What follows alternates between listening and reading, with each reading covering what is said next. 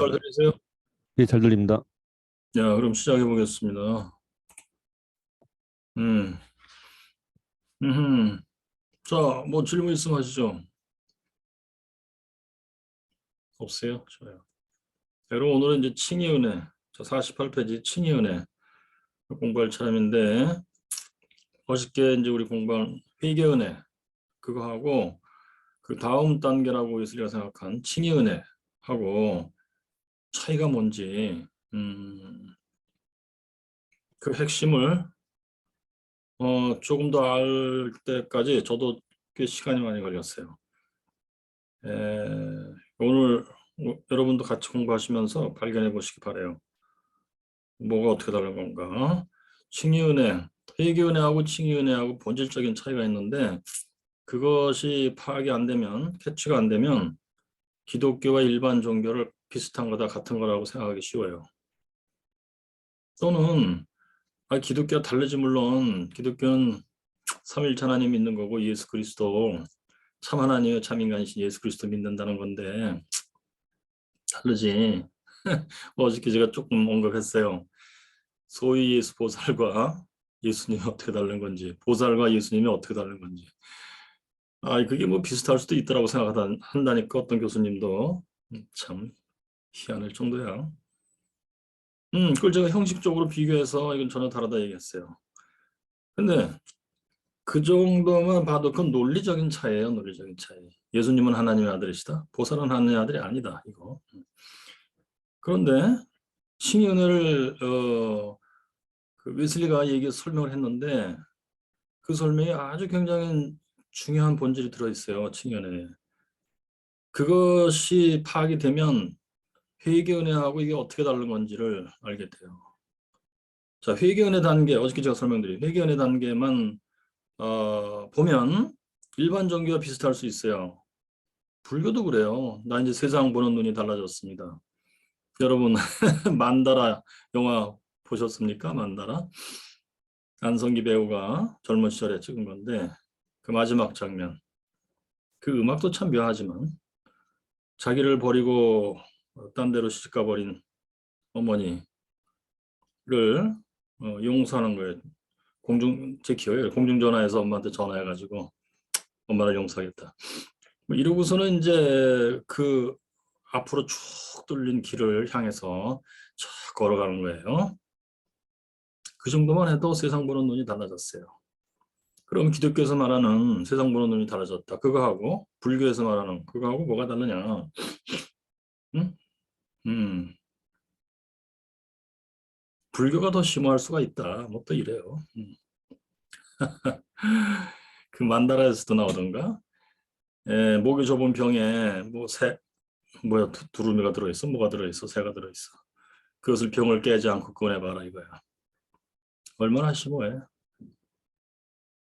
그 영화의 마지막 장면에서 이제 앞으로 쫙 뚫는 길을 걸어갈 때 그 사람은 뭐 병을 깨지 않고도 새를 꺼냈다, 이거지. 해탈. 자, 그런데 회개 은혜만 생각하면, 웨슬리가 묘사한 회개 은혜만 생각하면 비슷할 수가 있어요. 그나마도 안 되는 수가 있어요. 그러니까 회개 은혜를, 웨슬리가 얘기한 회개 은혜를 잘못 이해하면 그냥 형식적으로 회개했습니다. 그러면 이제 뭐 비슷해지냐면은 그게 뭐지? 그것도 무슨 소설을 영화한 건데 전도연 씨 나오는 영화 있지? 응?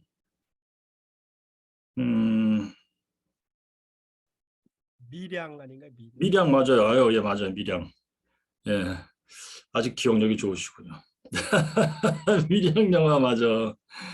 거기에서 전도연이가 자기 아들을 살해해버린 살인범, 감옥소에 갇혀 있는 사람을 찾아가서 나 예수 믿었다. 나 이제 당신 용서하러 왔다. 그랬더니 나 용서 받았습니다. 예수 믿고 용서 받았습니다. 내미 편안합니다. 예.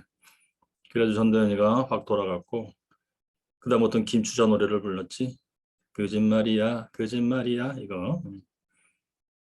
그러니까 기독교에 대한 아주 상당히 그 일반적인 오해, 그럴싸한 오해, 그거예요. 근데 그러니까 그 회개은혜를 웨슬리가 묘사한 회개은혜를 잘못 이해하면 나 회개했습니다. 용서받았습니다. 이렇게 되기 쉽고 그것이 아주 오랜 세월 동안 널리 퍼져 있는 현상, 증상이 바로 예수 영접 기도예요. 비스름해요. 예수 영접 기도는 플러스로 전개되는 오해예요.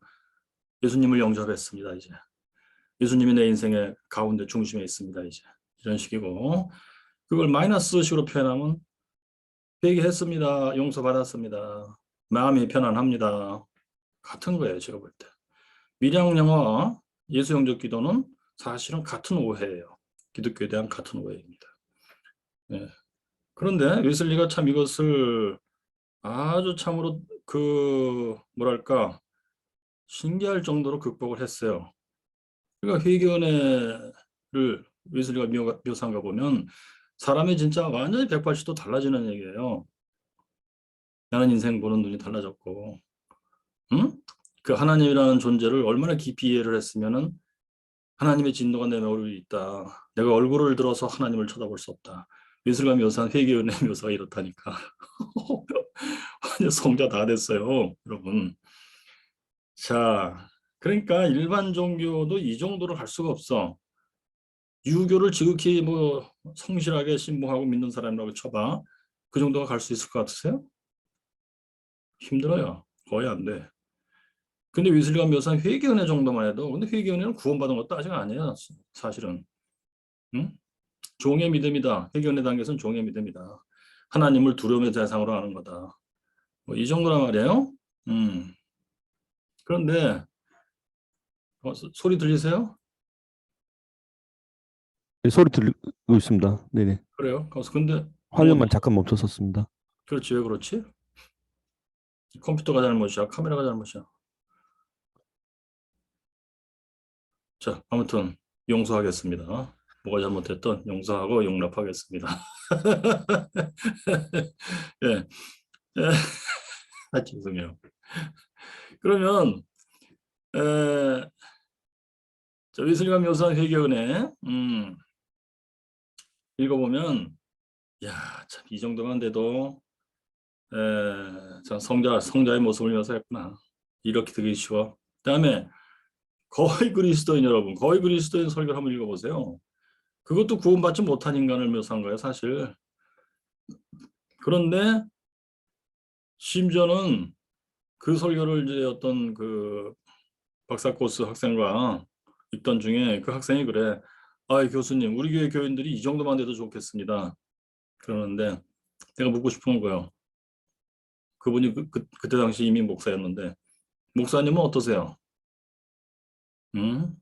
거의 그리스도인 거잖아요.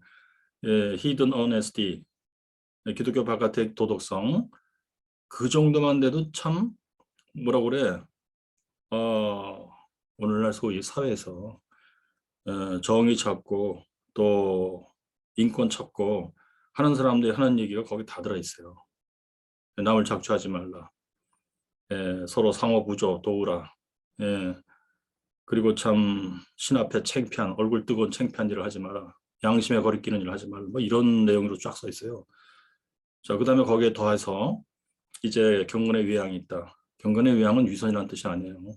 그 진정한 기독교인이 하는 것을 다 하는 거예요. 겉으로 외적으로는. 그리고 본인이 나 이거 가짜로 하는 거야. 위선은 그것도 아니고 진실한 마음으로 하는 거예요. 그래서 이제 경건의 외양 그 다음에 이제 세 번째 특징이 sincerity예요. 진실성. 그것도 하나님을 기쁘시게 하는 목적으로 나는 인생을 살겠다. 그런 마음을 한다니까. 그런데도 야, 그 정도 되면은 뭐 기독교인으로 쳐도 참 모범적인 기독교인이라고 할 수 있는 건데 웨슬리의 평가는 그게 내가 회심 전에 나의 모습이다요. 그리고 나는 구원받지 못했던 인간이다고. 왜 못함이? 다음에 세 가지가 없었다야 나는. 즉 하나님을 사랑하는 것, 괄호 열고 진정한 진정한이 뭐야? 하나님 인정하시는. 예, 하나님에 대한 사랑이 없었고 거기서 나오는 이웃에 대한 사랑이 없었다. 아니 당신 그 거룩하게 진짜 복음적으로 살았는데 했을 때 그건 사람 눈에 보이는 모습이었지. 자, 하나님에 대한 사랑, 이웃에 대한 사랑, 그리고 그것의 근원이 되는 바탕이 되는 믿음이라는 것이 내 속에 없었다. 나는 구원받은 사람이 아니었다. 자, 근데 이 세 가지 믿음, 그리고 거기서 나오는 바 하나님을 사랑, 이웃을 사랑, 이것이 되는 순간이 이신칭이란 말이에요. 그러니까 웨슬리가 말하는 칭의라는 것이 얼마나 대단한 것인지 느낌이 일단 오잖아요. 그런데 묘하게도 회개 은혜를 진짜 잘 가는 사람들은 사람 눈에 다 보여요. 그래가지고 야 진짜 뭐 저 정도면 뭐 부처님 가운데 토막 뭐 참 진실한 사람 에, 진짜 세상을 살 때 자신을 향해서는 뉘우치는 마음으로 눈물이 글썽거리며 다른 사람 이웃을 볼 때는 자비의 마음으로 눈물이 글썽거리며 새벽에 나가 기도하며 이제 은혜의 수단을 뭐 그렇게 목숨 걸고 사용한단 말이에요. 응? 굶은 자를 먹이며 헐벗은 자를 입히며 막 그런단 말이에요. 그게 미술관 묘사는 회개 은혜를 잘 받고 있는 모습이야. 그런데 그건 사람 눈에 보여요, 진짜. 표창장 줘. 그런데 칭의 은혜를 잘 받았어? 그건 사람 눈에 안 보여요. 근데 희한하게도. 어? 하나님이 예수 그리스도 안에서 나를 만세전부터 사랑하셨나이다. 이게 옆에 사람한테 보인다고? 그 내 속에 아무리 충만하게 있어도 예수 안 믿는 사람 눈에는 안 보여. 근데 웨슬리 묘사가 그래요. 진정으로 예수 믿는 사람들끼리의 눈에는 보인다요, 그것이.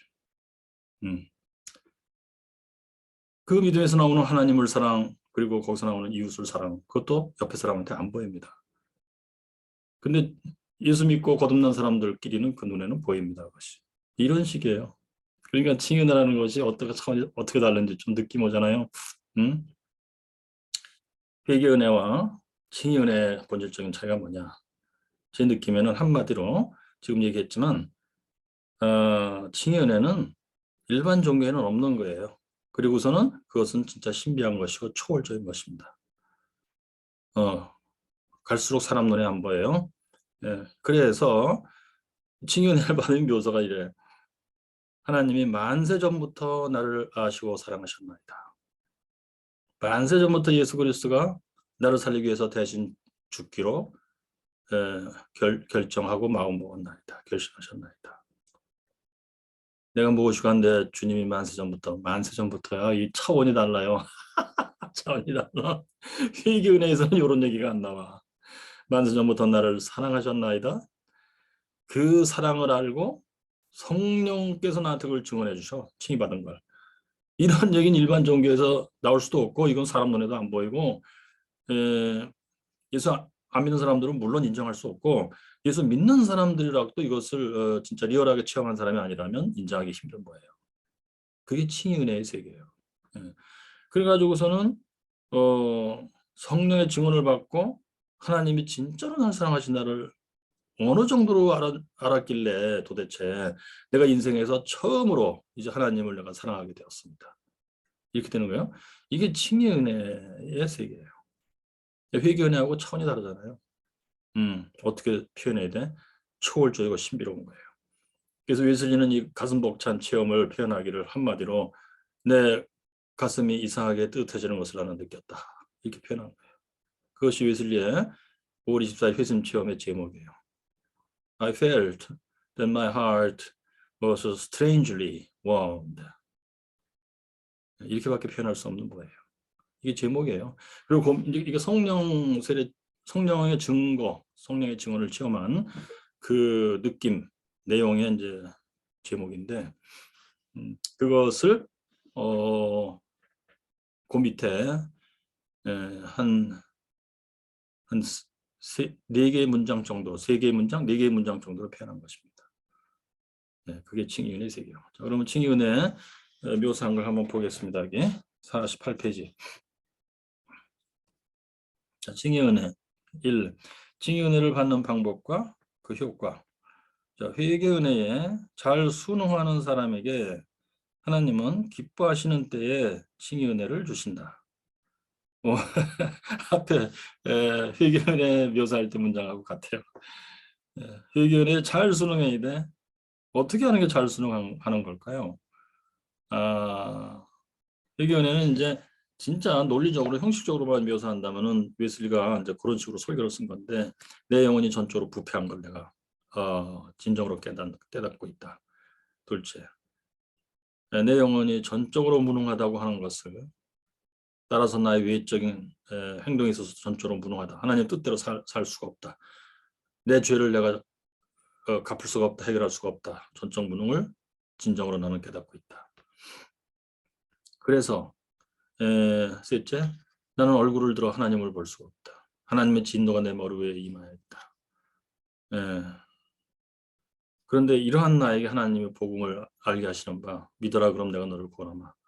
그리고 계시니 주여 그 믿음이라는 것을 나에게 주시옵소서. 이 믿음은 내가 만들 수 있는 게 아니에요. 이거는 뭐 생명의 근원이기 때문에 생명의 근원을 내가 만들어낸다고, 내가 결심해서 내가 만들어낸다고. 예수 영접 기도에서처럼 뭐 믿음은 지식도 아니고 의지 결단도 아니고 정서도 아니고 의지의 결단이다. 예수님을 내가 주님으로 영접하려는 의지의 결단이다. 이렇게 표현했는데, 나에게 있어서 그 참 엄청나고도 묘한 그 생명이라는 거, 그것의 근원이 되는 그것을 나의 결심으로 만들어낼 수 있다고. 그거 자체가 믿음이 뭔지 모르는 사람들이에요. 성경을 제대로 읽어본 바가 없는 사람들이에요. 하나님에 대해서 제대로 안 바가 없는 사람들이에요. 그래서 이것을 안 사람들은 믿음은 사람이 생산할 수 있는 게 아니다.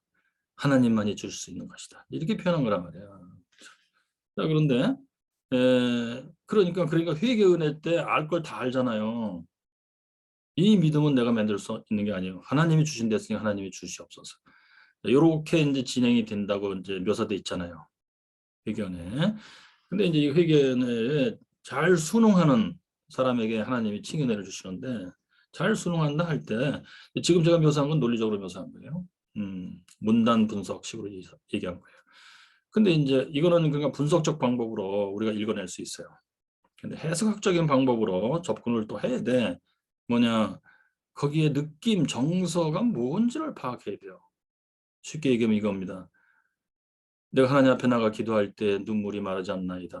시편에 그렇게 써 있잖아요. 제가 괜히 청승 떠는 게 아니고 성경에 그렇게 써 있어요. 눈물이 마르지 않나이다.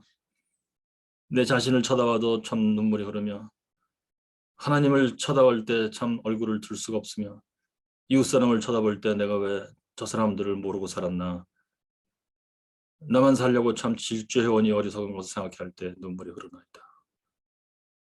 내 마음이 이상하게 자비심이 들 거라서 과거에 해본 적이 없는 일을 내가 남을 돕는 일을 하고 있나이다.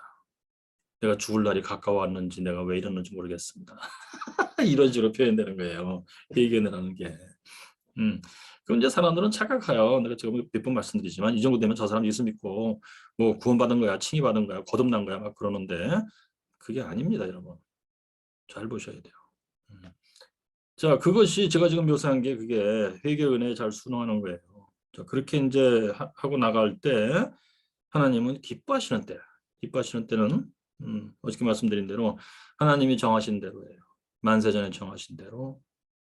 쉽게 얘기하면 하나님 마음대로예요. 좋게 얘기하면 하나님은 나를 사랑하신즉 나에게 가장 좋은 때예요. 나에게 가장 좋은 때, 가장 좋은 방식으로 칭의 은혜를 주시는 거예요. 또 칭의 은혜를 주신다. 칭의 은혜를 통하여 하나님은 그에게 복음을 믿는, 즉 예수 그리스도를 믿는 믿음을 주시며, 이때의 복음은 그 아주 핵심, 얘기해서 예수 그리스도가 복음의 핵심이다. 거기 조금 더 이제 설명을 붙이면 예수 그리스도의 죽음과 부활,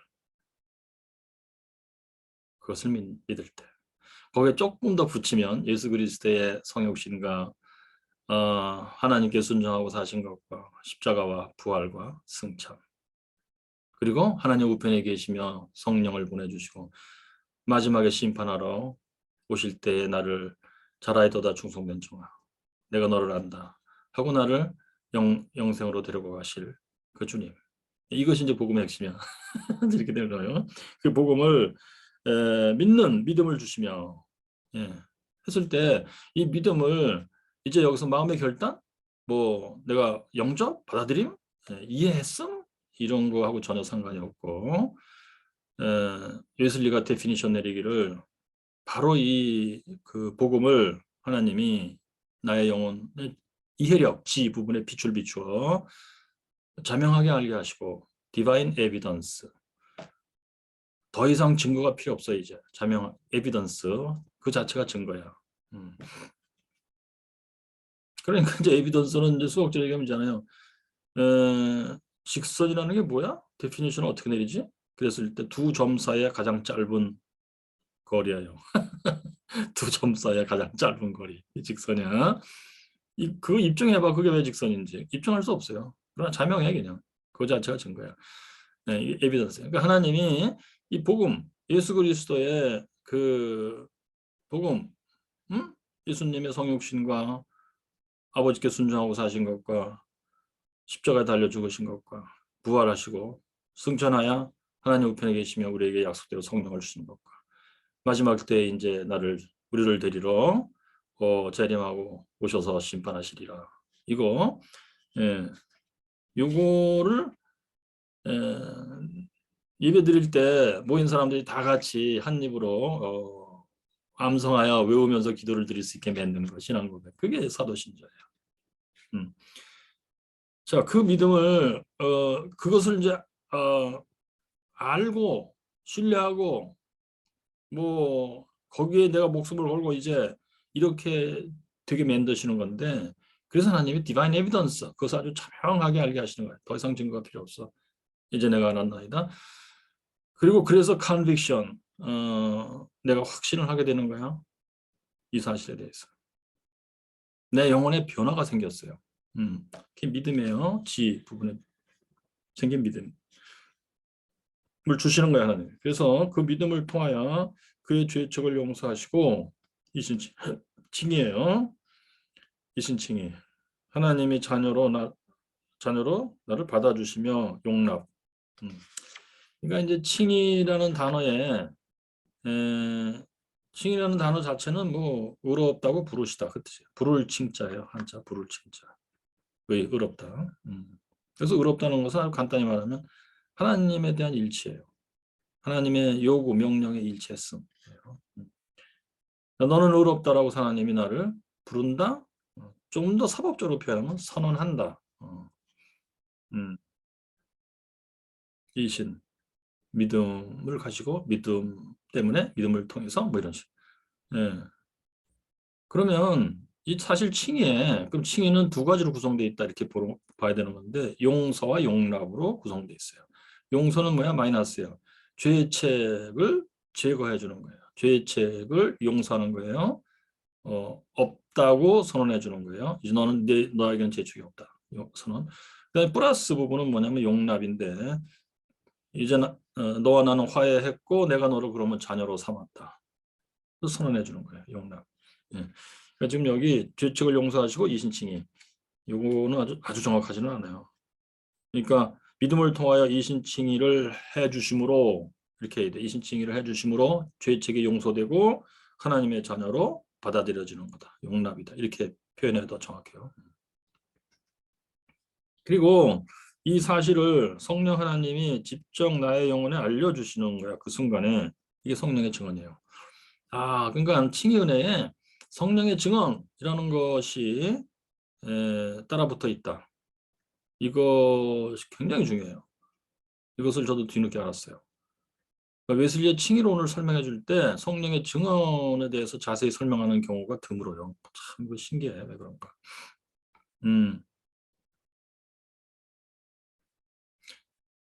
오늘 아무래도 카메라가 좀 이상한데 그지?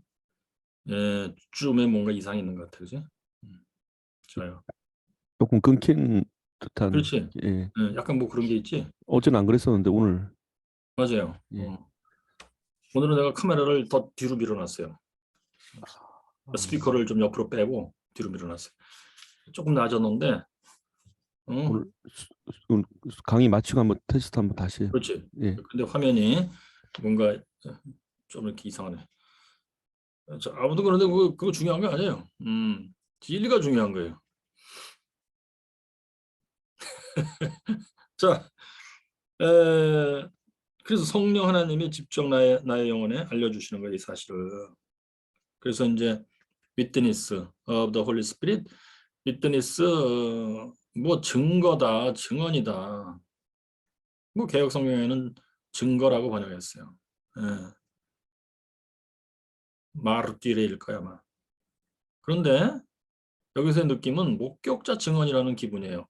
성령 하나님이 옆에서 보고 계시다가 아버지 하나님이 나의 죄책을 용서하시며 나를 자녀로 용납 받아들이시며 한 사건이 터졌어.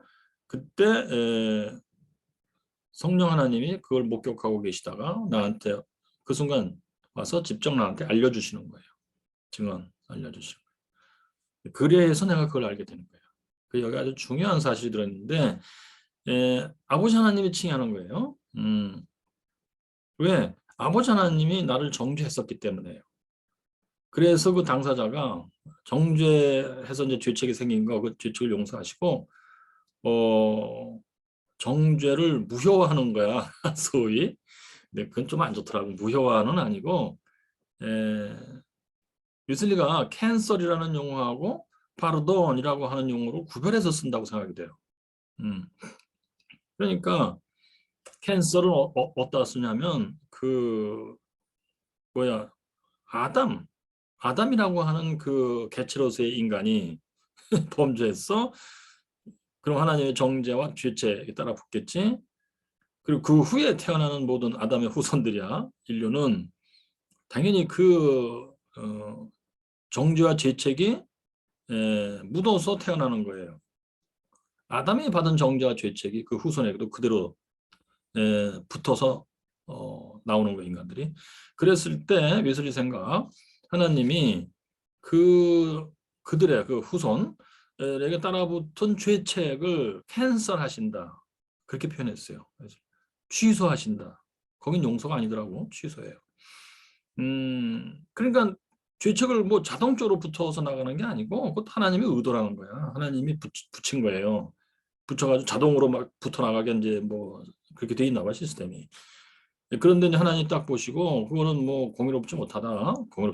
그다음도 각 인생에게 네가 지은 죄에 따라서만 처벌을 받도록 그렇게 해주겠다요.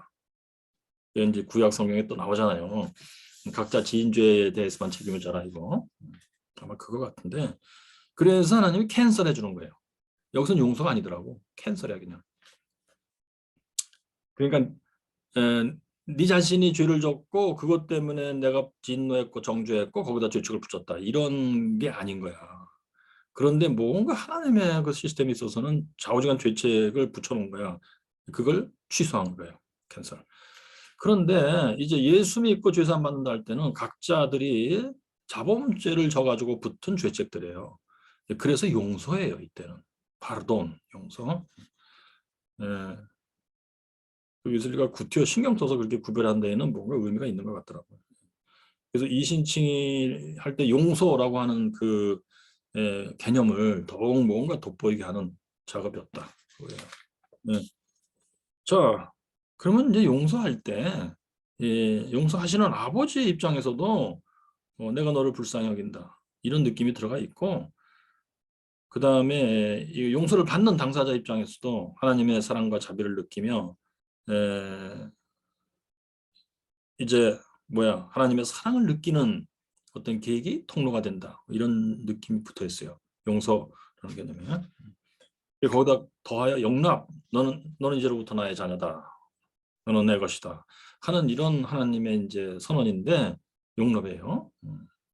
근데 이제 성령의 증언이라고 하는 그 개념이 뒤따라서 붙는 걸 보니까 이 아버지 하나님이 용서하시고 용납하는 것은 인간으로서는 알 수가 없는 거예요. 느낄 수가 없는 거예요.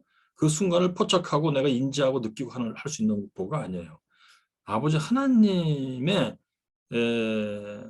그 속에서 소위 표현하자면 하나님의 마음에서 나에 대한 그 마음을 바꾼 거예요. 내가 너를 용서한다. 내가 너를 용납한다. 이렇게. 예. 이것을 인간으로서는 알 길이 없어요. 여기에도 대단히 중요한 그 신학적인 의미가 들어있는데 뭐냐. 이 아버지 하나님이라는 분은 대단한 분이에요. 지성소예요. 감히 들어가서 우리가 뒤져볼 수 있는 게 아니에요. 이 개념이 중요해요. 그래서 성령 하나님이 이제 뭐 같은 삼일체남이니까 알아서 나한테 와서 알려주는 거예요. 성령 하나님. 이런 개념에는 우리 그 성경의 분위기 또 신학적인 그 분위기가 아주 그 정밀하고도 예민하게 표현되어 있다고 나는 보는 건데 뭐냐? 그러니까 거룩한 조심성이에요. 이 하나님이 하시는 일에 대한 거룩한 조심성이에요. 우리가 함부로 뭐 이거다 저거다 해서는 안 되는 거예요. 그렇지? 여기에 우리는 좀 신경을 많이 써야 돼요. 요 근래 현대신학 더군다나.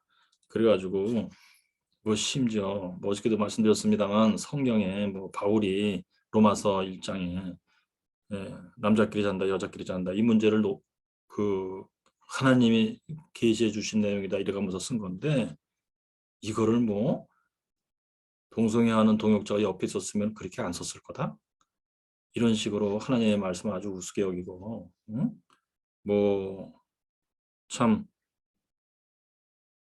오늘날 같은 시대를 사는 옆에 있는 사람한테 이선희한테 얘기하듯이 그렇게 하면 안 된다 이거예요. 이선희 네 옆에도 동성애하는 예컨대 너의 자녀 중에 누가 동성애한다면 네가 동성애를 반대하겠냐 이놈아. 이런 쪽으로 성경에 대해서 얘기하고 하나님에 대해서 얘기하면 안 된다. 야. 그러니까 이제 그 웨슬리는 대단히 그 하나님에 대한 거룩한 조심성이 있었다. 그래서 성부 하나님께서 나를 용서하시고 용납하는 것 자체를 내가 하나님의 그 책상 앞에 가서 서랍을 열고 뒤져서 보니까 그렇게 써 있군. 이런 식으로 접근하면 안 된다. 성령 하나님이 나한테 알려주실 때 내가 안다. 이렇게 해야 된다. 그래서 성령의 증언 알려주시는 거야. 근데 여기 또 이제 웨슬리 특징이 나타나잖아요. 하나님이 삼일체 중에 한 분이신 성령 하나님이 직접 와서 나에게 느낄 수 있게 알려주신다. 이게 웨슬리의 특징이에요. 하나님이 직접 내가 느낄 수 있게. 이것이 이제 소통이잖아요. 어저께도 내가 살짝 강조했습니다만 하나님과 나 사이에 연애하듯이 소통하는 뭐예요? 응? 영자야 너만 알아야 돼. 너한테만 얘기해 주는 거예요. 이거 있잖아요. 그러니까 미술의 특징 중에 특징이 하나님과 나 사이에 아주 직접적이고 아주 강렬한 느낌을 통한 어떤 소통이에요. 그래서 확신함으로 이 성령의 증언을 통해서 나에 대한 하나님의 사랑을 확신함으로 하나님을 처음으로 진정으로 사랑하게 되는 그게 신생이에요. 거듭나면 그게 중생이에요. 이때로부터 그의 영혼은 점점 더 거룩해지는 과정, 성화의 과정을 이제 시작하게 되는 것이다. 이렇게 됩니다. 이게 칭의은혜입니다. 그러니까 참 어떻게 공부가 회개은혜도 대단한 얘기지만 칭의은혜는 더욱 대단한 얘기예요. 이거는 막 신비의 차원으로 들어가는 거예요. 이제. 잠깐 그러니까 성령의 증언을 설명하려면 만세전으로 들어가야 된다니까. 잠깐 읽어드릴게요. 자, 웨슬리의 성령의 증언이라는 설교에 1번 성령의 증거 1이라는 설교에 몇 번째 단락이냐면 로마자 1번에 7번 단락이에요. 거기 성령의 증언이 뭐냐 데피니션을 웨슬리가 제시했어요. 이렇게 됐어요. 성령의 증언이란 영혼에 임하는 일종의 내적 느낌이다. An inward impression on the soul. 이거는 성령 하나님의 직접적인 개입이라는 것을 표현하며 내가 그것을 직접 진짜로 느낀다라는 것을 표현하며 이거예요. Impression, inward impression on the soul. 다른 말로 표현하라고 하면 하나님과 나 사이의 은밀한 소통이에요.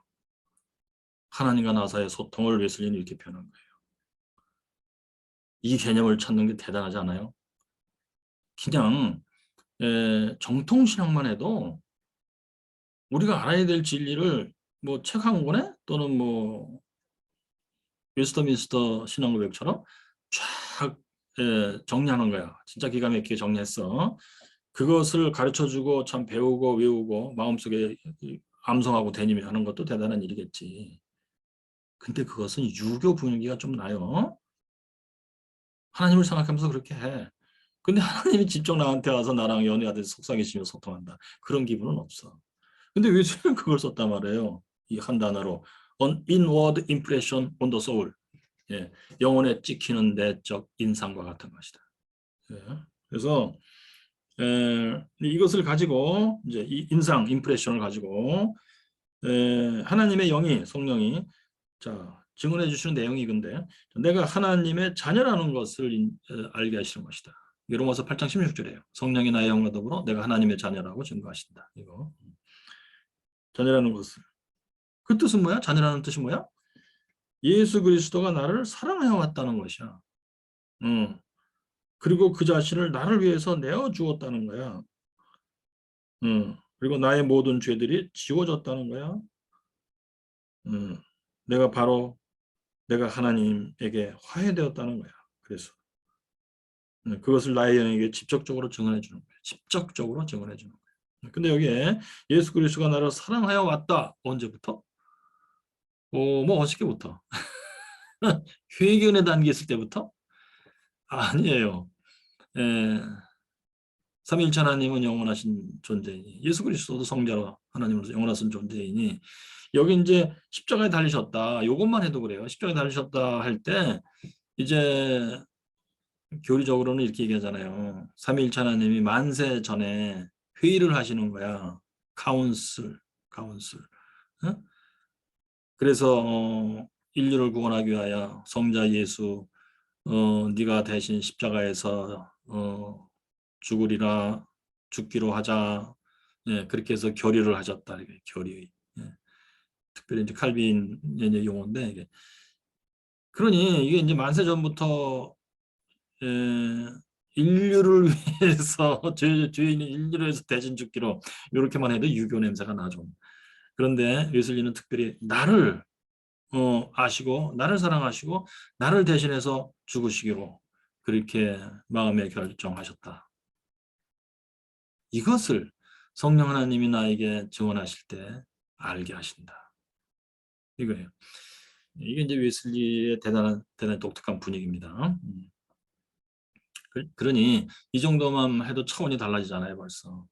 영혼의 차원으로 들어가야 이해가 되는 거고 사랑이라고 하는 것을 이제 이해하게 되는 거고 예수 그리스도가 구태여 나는 그분을 참 안 적도 없었고 그분이 어떻게 생겼는지 이 땅에 사실은 얼굴이 어떻게 생겼는지 도무지 아는 바가 없지만 그분이 나를 사랑하셨다.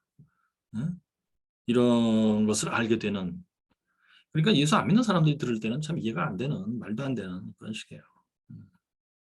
그래서 우리 어머니도 세례 받고자 할 때 그것이 다 걸림돌이었어요. 첫 번째. 목사님 예수를 믿으세요? 목사님 저 내일 세례 받겠어요. 그랬더니 그래요. 좋아요. 그럼 내가 한 가지만 물어볼게요.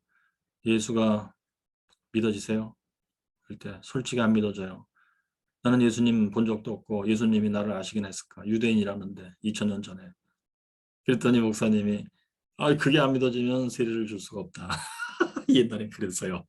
예수 영접 기도가 아니란 말이에요. 근데 참 재밌어. 그 가르치는 것은 그 당시에 목사님이 완전히 칼빈주의로 가르치셨어요. 진짜. 웨슬리는 가끔씩 또 비판도 하셨어. 웨슬리 신학은 안 맞아 이래가지고 인본주의야 이래가시면서. 그러니까 신학교 다닐 때 웨슬리 신학을 당연히 인본주의로 배우셨지. 그러니까 우리 목사님이 아주 틀린 건 또 아니에요. 예? 학교에서 그렇게 배우신 거야. 예.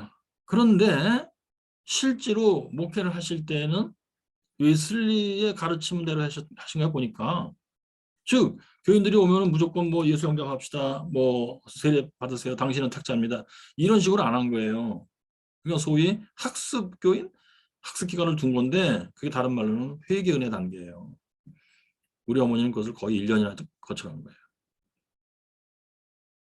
그래서 몇 달 후에 또 이제 세례 받으려고 가셨는데 목사님 저 내일 세례 받을래요. 그랬더니 그래요. 한 가지만 물어볼게요. 이번에는 천당이 믿어지십니까? 그래서 우리 어머니는 예수가 믿어지십니까? 했더니 난 예수 믿어집니다. 나 이제 깨끗하게 똑바로 살겠습니다. 윤리 도덕적으로. 그런데 천당? 그런 건 나 진짜 안 믿어진다. 뭐 그냥 나 살 때 예수 믿고 살다가 죽으면 그만이지. 이런 식이었는데 그거 신기해. 목사님이 그걸 어떻게 하셨나. 천당이 믿어지세요? 그랬더니 아니 난 예수를 믿어지는데 천당은 안 믿어져요. 그랬더니 그러면 세례 못 받습니다. 그건 믿음이 아니에요. 그래서 퇴짜. 그리고 이제 덤볐더라고요. 그게 이제 그 해 마지막이에요. 12월 달 크리스마스 때인가 봐. 하여튼 뭐 그런 때 절기 때 세례를 주셨어요. 그때는. 그래서 목사님 전 내일 세례 받을래요. 그랬더니 이번에는 예수도 믿어지고 천당도 믿어져요. 그러려고 준비하고 갔는데 난데없이 조용혜 씨 성미를 뜻입니까? 그래서는 어이없어 갖고 그때는 우리가 쌀로 밥해 먹기가 대단히 힘들었어요. 되게 이제 밀가루로 수제비 떠먹고 뭐 이런 시절인데 그래서 우리는 쌀로 밥해 먹을 수가 없어서 성미를 못 뜨고 있어요. 성미를 떠야 세례받는다면 저 관둘래요. 그리고서는 이제 얼굴로 눈물이 피칭 돌면서 얼굴을 획 돌리고 나오려고 그러는데 조영애 씨 성미는 안 떠도 구원 받으니까 세례받으세요. 그러니까 목사님 생각은 이거였어요. 그 당시 교인들이 참 성미를 열심히 떴어. 그런 가운데도 믿음이 있는 사람들, 예수 믿고 구원받은 사람들이 그걸 할 수 있다고 생각한 거예요. 제가 볼 때는 웨슬리 가르침하고 딱 맞아요. 참 기가 막혀. 그러니 우리가 교회에서 뭘 잘못 가르치고 있어도 하나님은 알아서 하신다예요. 예, 이상한 얘기 같지만 사실 그래요. 자, 아무튼 이 칭의 은혜라고 하는 것은 여기에 그 신비한 차원, 그것도 우리의 이성으로 알 수 있는 차원이 아니에요.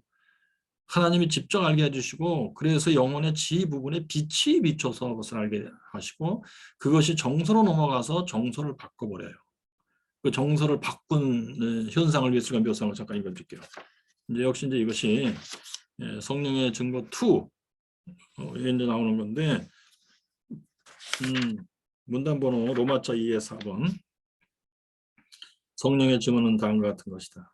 성령은 그의 즉각적인 영향력으로서 전능하신 하나님이 직접 역사한다 이거예요.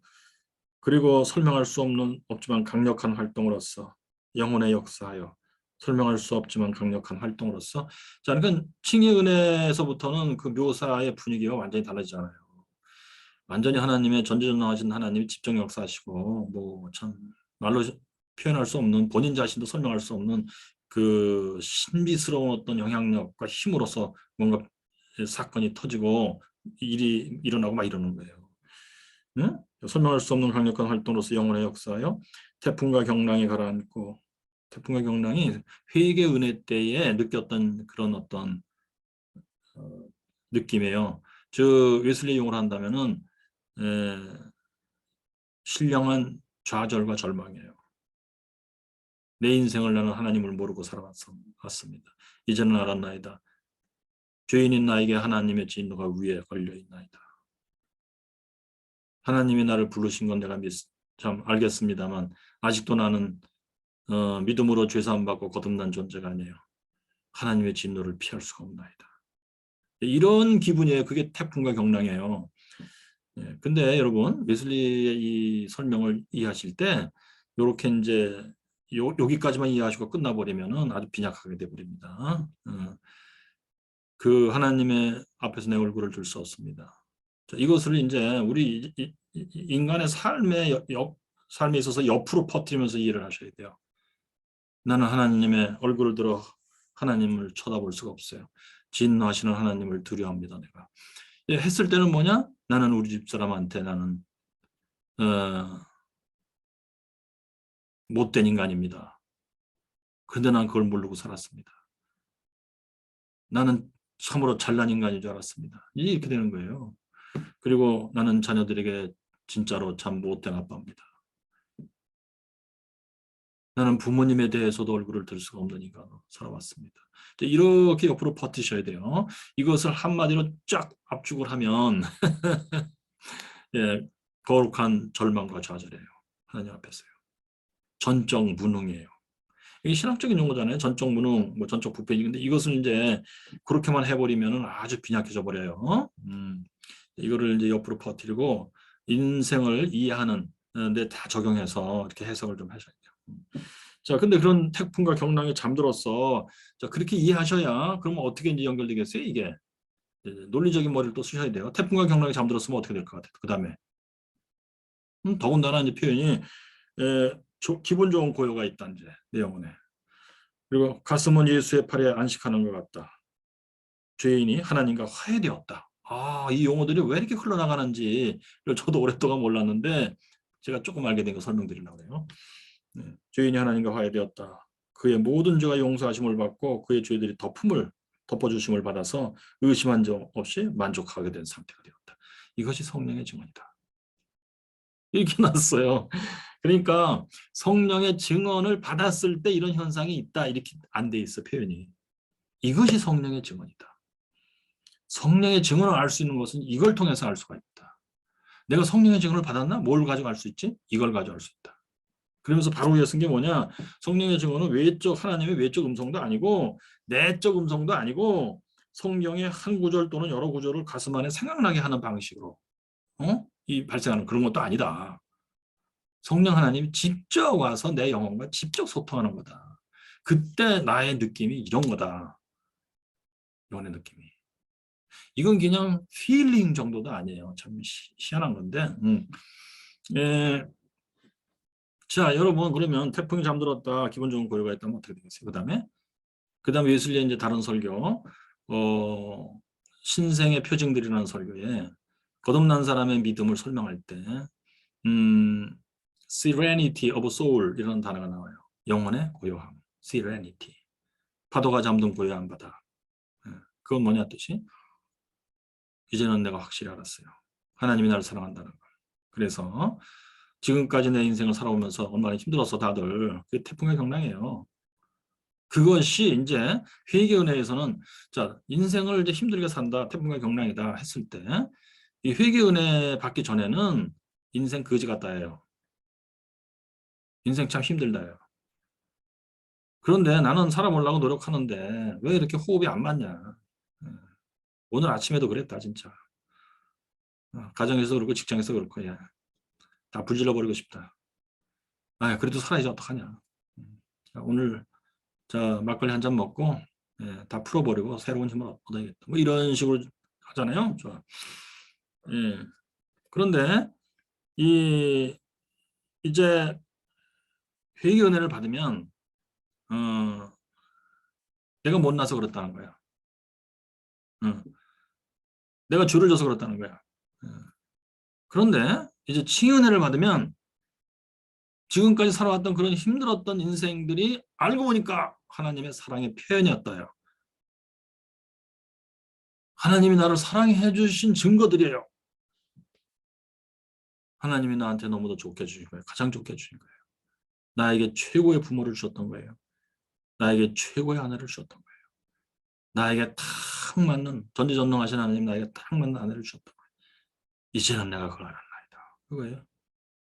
그래서 과거에도 그랬고 현재도 그렇고 미래도 그럴 거야 분명히.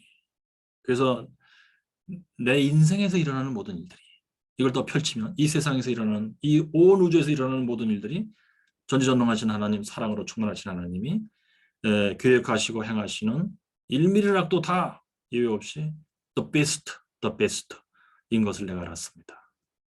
감사하고 기뻐합니다. 이렇게 하는 것이 serenity of soul이에요. 영혼의 고요함이에요. 그러니 성령의 증언을 받았을 때 태풍과 경랑이 가라앉는다. 이게 칭의 은혜잖아요. 칭의 은혜 받았을 때 칭의 은혜 그 차원은 완전히 다른 거예요. 회개 은혜하고 완전히 다른 거예요. 이게 기독교의 핵심입니다. 이게 기독교의 유일무이한 특징이에요. 다른 종교에는 있을 수가 없어요. 예. 웨슬리는 그런 차원을 포착해가지고 묘사를 했더라고요. 근데 참 희한한 게 웨슬리를 가르쳤다는 저 자신도 한 10여 년을 몰랐어요, 이거를. 성령의 증언을 내가 번역까지 해놓고도 몰랐어. 아, 참 희한해. 근데 웃기는 거는 또 번역해놓고는 잊어버렸어요. 번역했나 안 했나 기억도 안 나. 잊어버렸어. 그리고 수업 때 사용도 안 했어요, 내가 그거를. 그런데 한 번은 잡지에 기독교 세계라는 감리교 잡지 있잖아요. 거기에 성령의 증언이라는 제목으로 어떤 목사님이 그 설교를 그 해설하면서 소개해 놓은 글이 있더라고. 그래서 우연히 또 보게 됐어. 글을 읽어봤는데 내가 머릿속에 희미한 기억은 있어갖고 아 이거는 아니야. 웨슬리 분위기 아니고 이거 완전히 장로교 분위기야. 아 이번 뭔가 성령의 증언을 잘못 이해한 거야. 뭐야 이게. 아 그러면은 은근히 목사님이 오셔서 웨슬리 공부를 안 하신 분인가? 나중에 알고 봤더니 웨슬리로 박사 받으신 분이에요. 영국에서. 네. 그래서 내가 그 잡지사에 전화했어. 그래갖고 이거 완전히 잘못 썼다. 그리고 아니 이거를 거기 서울에 서울감신도 있고 교수님들이 있고 좀 물어보고 내야 되지 않느냐 편집실에서는 막 이렇게 내가 욕까지 했어 또. 누가 쓰신 거냐 그랬더니 얘기를 안 하려고 그러더라고. 근데 내가 집요하게 물어봤어. 그랬더니 누구라고 그러더라고. 그래서 알았다고. 그리고서는 이제 내가 더 정확하게 알아보려고 뒤져보니까 내가 번역한 게 있더라고요. 성령의 증언 1, 2가. 야, 이게 내가 번역을 언제 했지? 그래서 내가 또 읽어봤어. 그랬더니, 모르겠더라고. 시험지에 쓰람 써. 근데 내가 진심으로 모르겠더라고. 영자에 내가 주민등록증 다 알아, 내가. 시험지에 쓰람 써. 근데 영자가, 내가 연애하고 있는 영자가 누군지 모르겠더라고.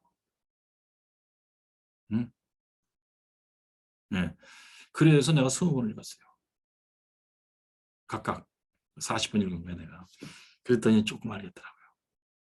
희한하죠, 그것도.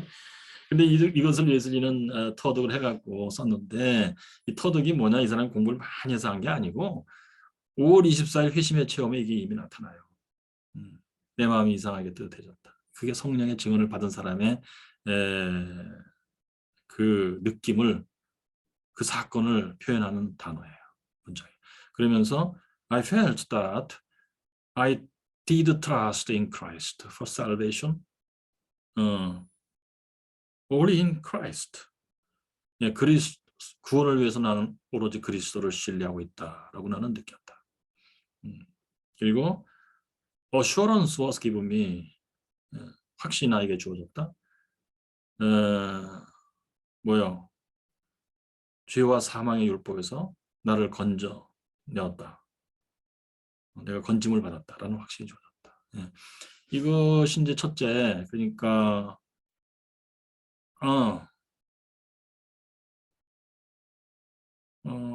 첫째가 이거지.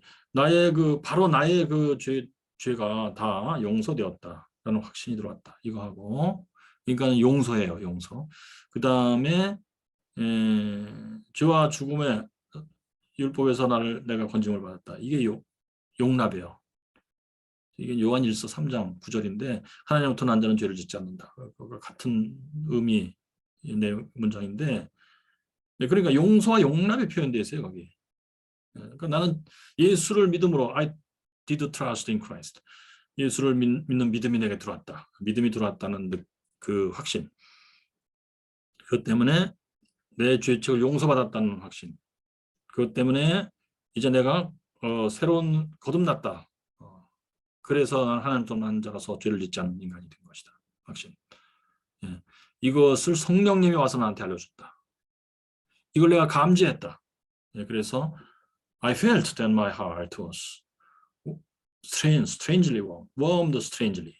이상하게 뜨뜻해지는 걸 내가 느꼈다. 이건데 그때 이 성령의 증언의 이치를 이미 알고 있었어요. 웨슬리가. 그건 뭐 때문에 알게 된 거야? 그 앞에 이제 사연을 쭉 읽어보면 벨러의 기여가 상당히 중요하긴 해요. 벨러의 주장 때문에 결국 성경을 읽게 된 건데 이게 또한 본질적으로 중요한 거예요. 웨슬리 자신이 성경을 뒤져서 확인을 하게 돼요. 거기서 발견한 게 거룩에서 행복 나온다는 이치가 아니었고 행복에서 거룩 나온다는 이치였어요.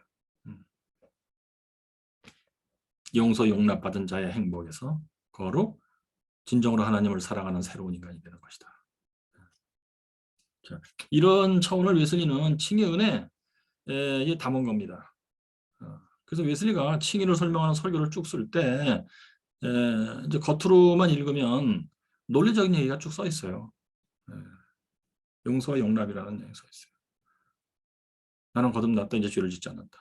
그걸 이제 많이 강조하는 설교가 믿음에 의한 구원, 그건데, 그 다음에 이제 칭의가 뭐냐, 이것을 또 설명한 것이 하나님의 형상의 회복이다. 이것을 믿음에 의한 칭의라는 설교에 있었고, 그러면 이것이 뭐 언제부터 그렇다는 얘기야 했을 때 아담의 타락 이후부터다야. 지금부터. 오직 믿음으로 하나님은 칭의하신다. 그것을 이제 밝힌 설교가 믿음의 의라는 설교예요.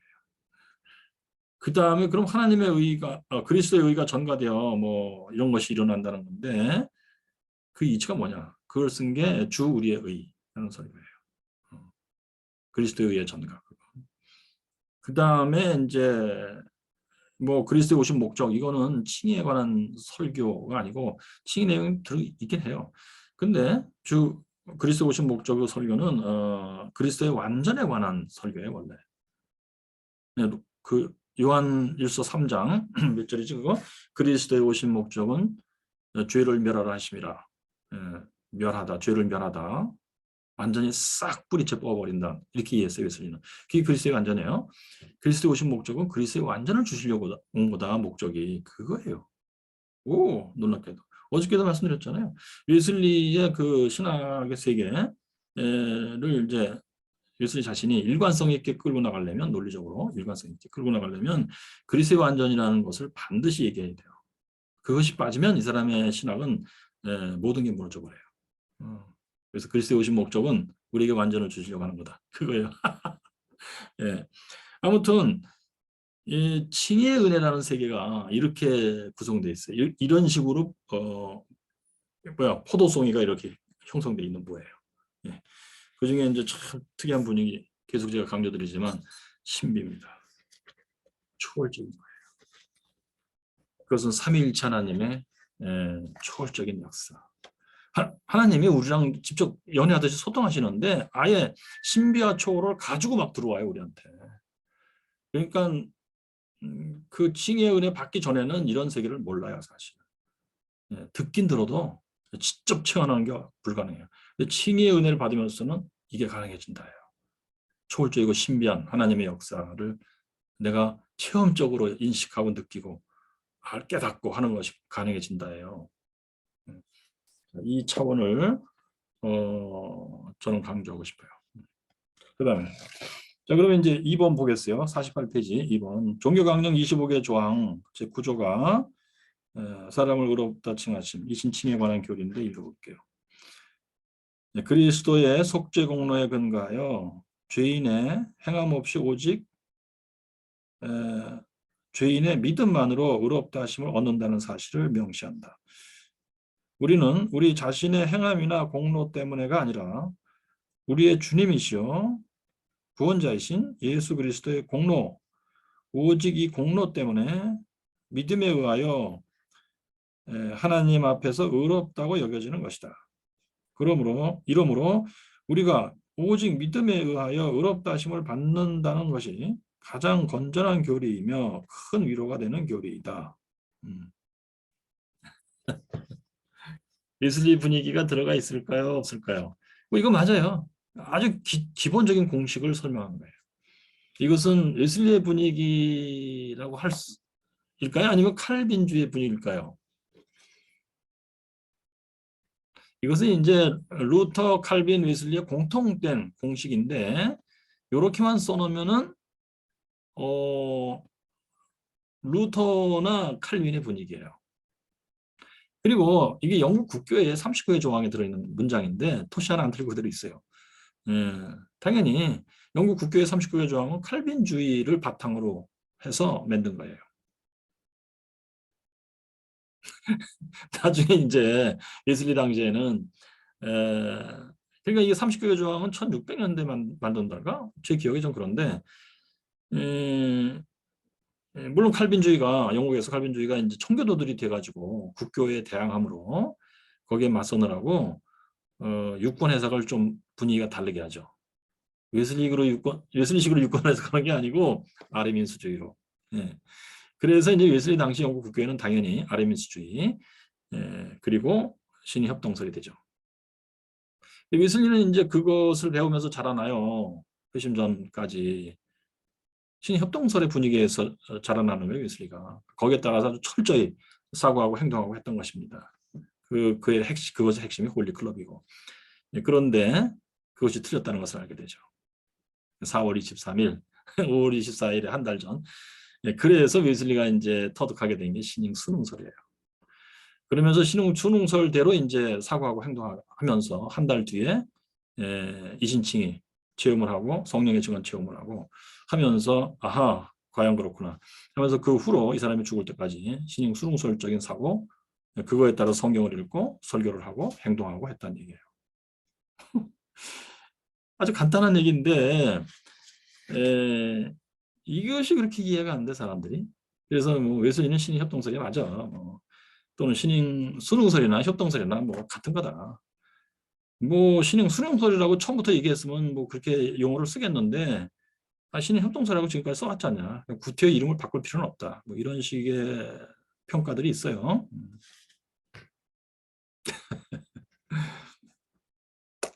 예. 그래서 뭐 좋아요. 앞으로도 토론들이 뭐 있기를 전 바라고 무엇이 더 그러면 맞느냐 학술적인 논쟁, 학술적인 어떤 토론 그런 것들이 더 있기를 바라요. 자 그러면 종교경륜 25개조 제9조 요거는 아주 기본적인 공식만을 써놓은 것이에요. 제가 이제 그 위에서 웨슬리의 칭의론의 분위기를 쭉 설명드렸는데 거기 그러니까 웨슬리의 칭의 은혜 개념은 이런 기본 공식의 미세 조정이라기보다도 플러스 알파예요. 특별히 이건 칭의론 자체를 맞게 썼어요. 기본 공식에 틀리게 쓴 게 아니고. 그런데 거기다가 아주 중요한 그 가정의들이 더 있다는 것을 밝혀낸 거예요.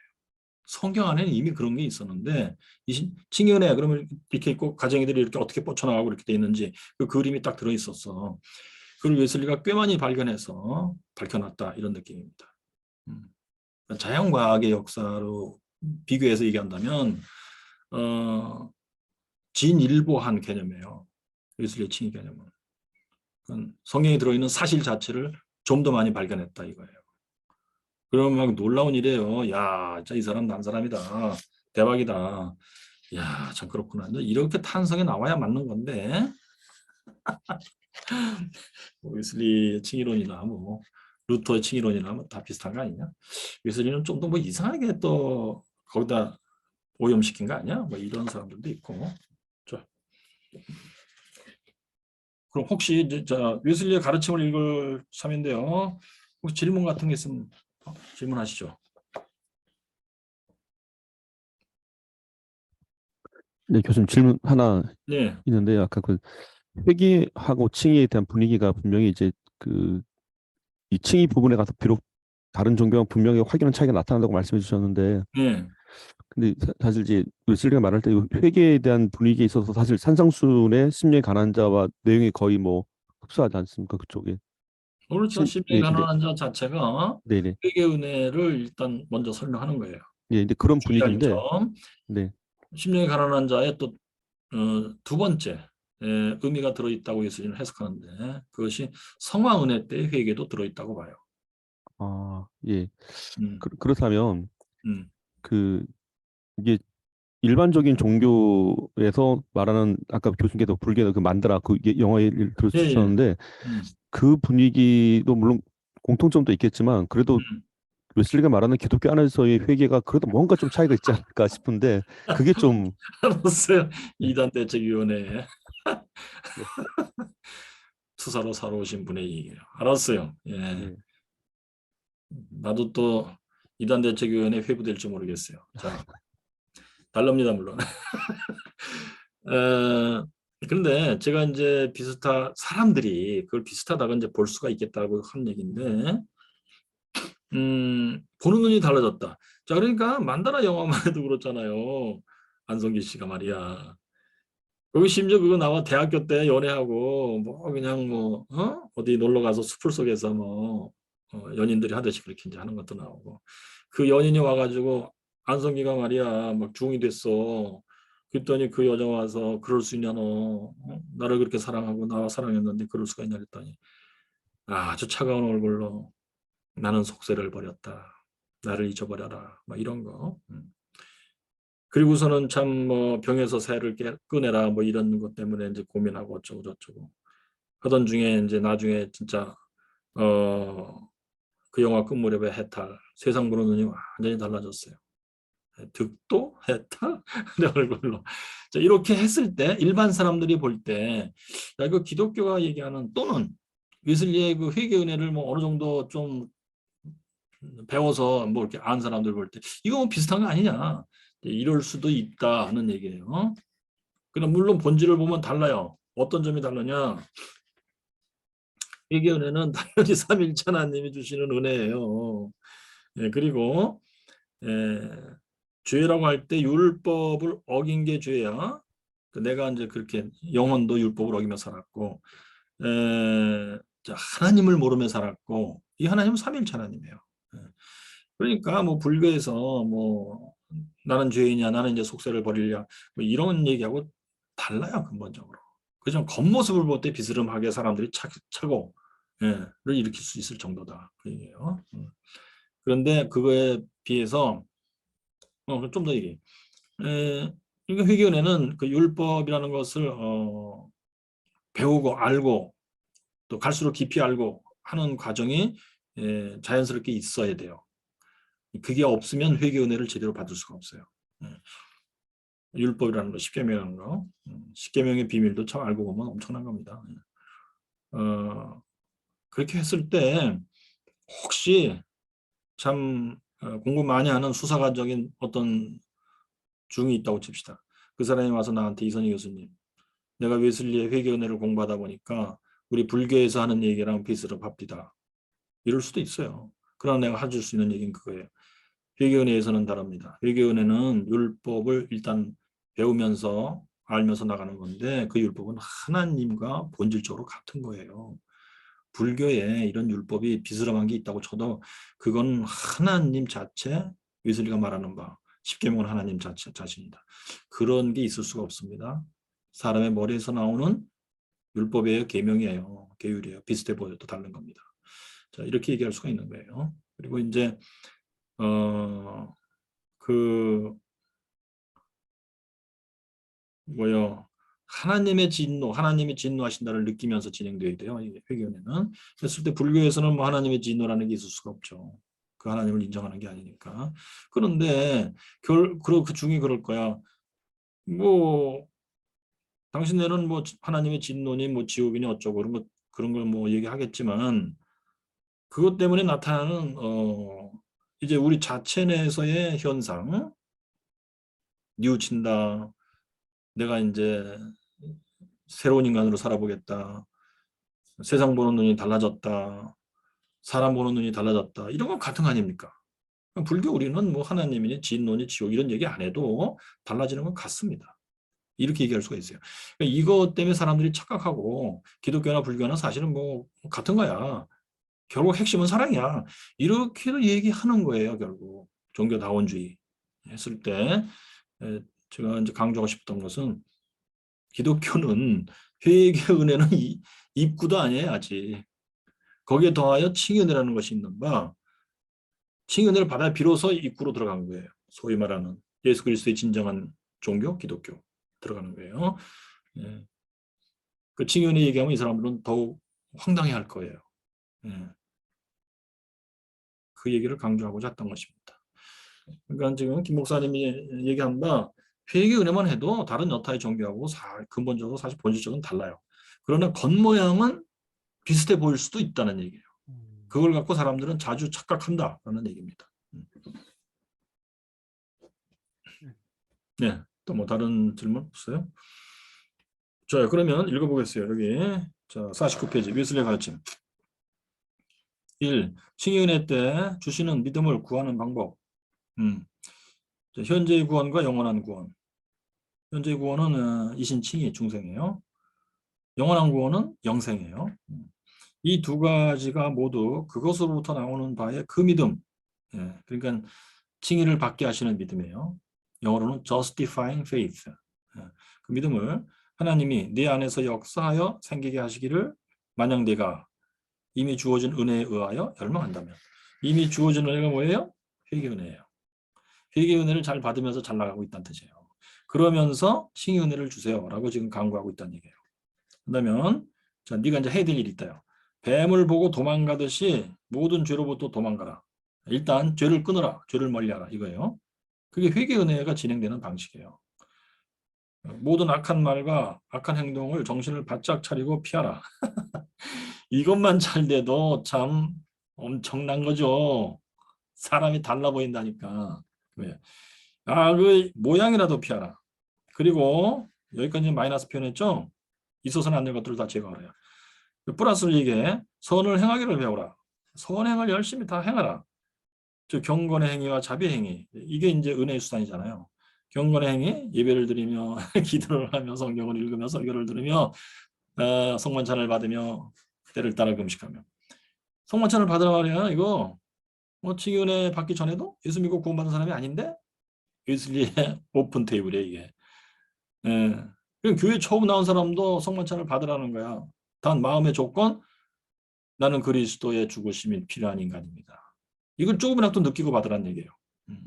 그런데 한번 먹어볼까? 그러면 받으면 큰일 나. 자, 경건의 행위와 자비의 행위를 열심히, 자비의 행위, 은혜 수단 중에서 이웃을 사랑하라 때문에 하는 거 있잖아요. 구제하라, 병든자를 간호하라, 또 복음을 증거해 주라, 뭐 이런 것들. 자비의 행위를 열심히 다 행하라. 자, 그러니까 이 정도만 해도 사람이 완전히 달라진 거예요. 이 정도만 잘해도. 시간이 나는 대로 모든 사람들에게 그들의 영혼과 몸에 대하여 선을 행하라. 자, 이렇게 하면서 이신칭의의 믿음을 구해야 된다 얘기예요. 영접기도 때문에 다 망했어요. 근데 우리는 영접기도가 대세가 되고 그것이 무슨 정답처럼 돼버리면 이거 이해 못해요. 이걸 사용하려고 안 해. 이거 사용하려고 하면 아유 이 교회는 유난스러워. 이렇게들 불만할 수도 있어요. 그러니까 예수 믿고 구원받는다는 것을 아주 망쳐버린 거예요. 영접기도 해가지고. 그건 뭐 비슷하냐면요. 이거예요. 로마 가톨릭에서 말이죠. 그 세례는 이제 신부만 줄 수 있어요. 그것도 성당에 나와서 격식을 다 갖춰가면서 해야 돼.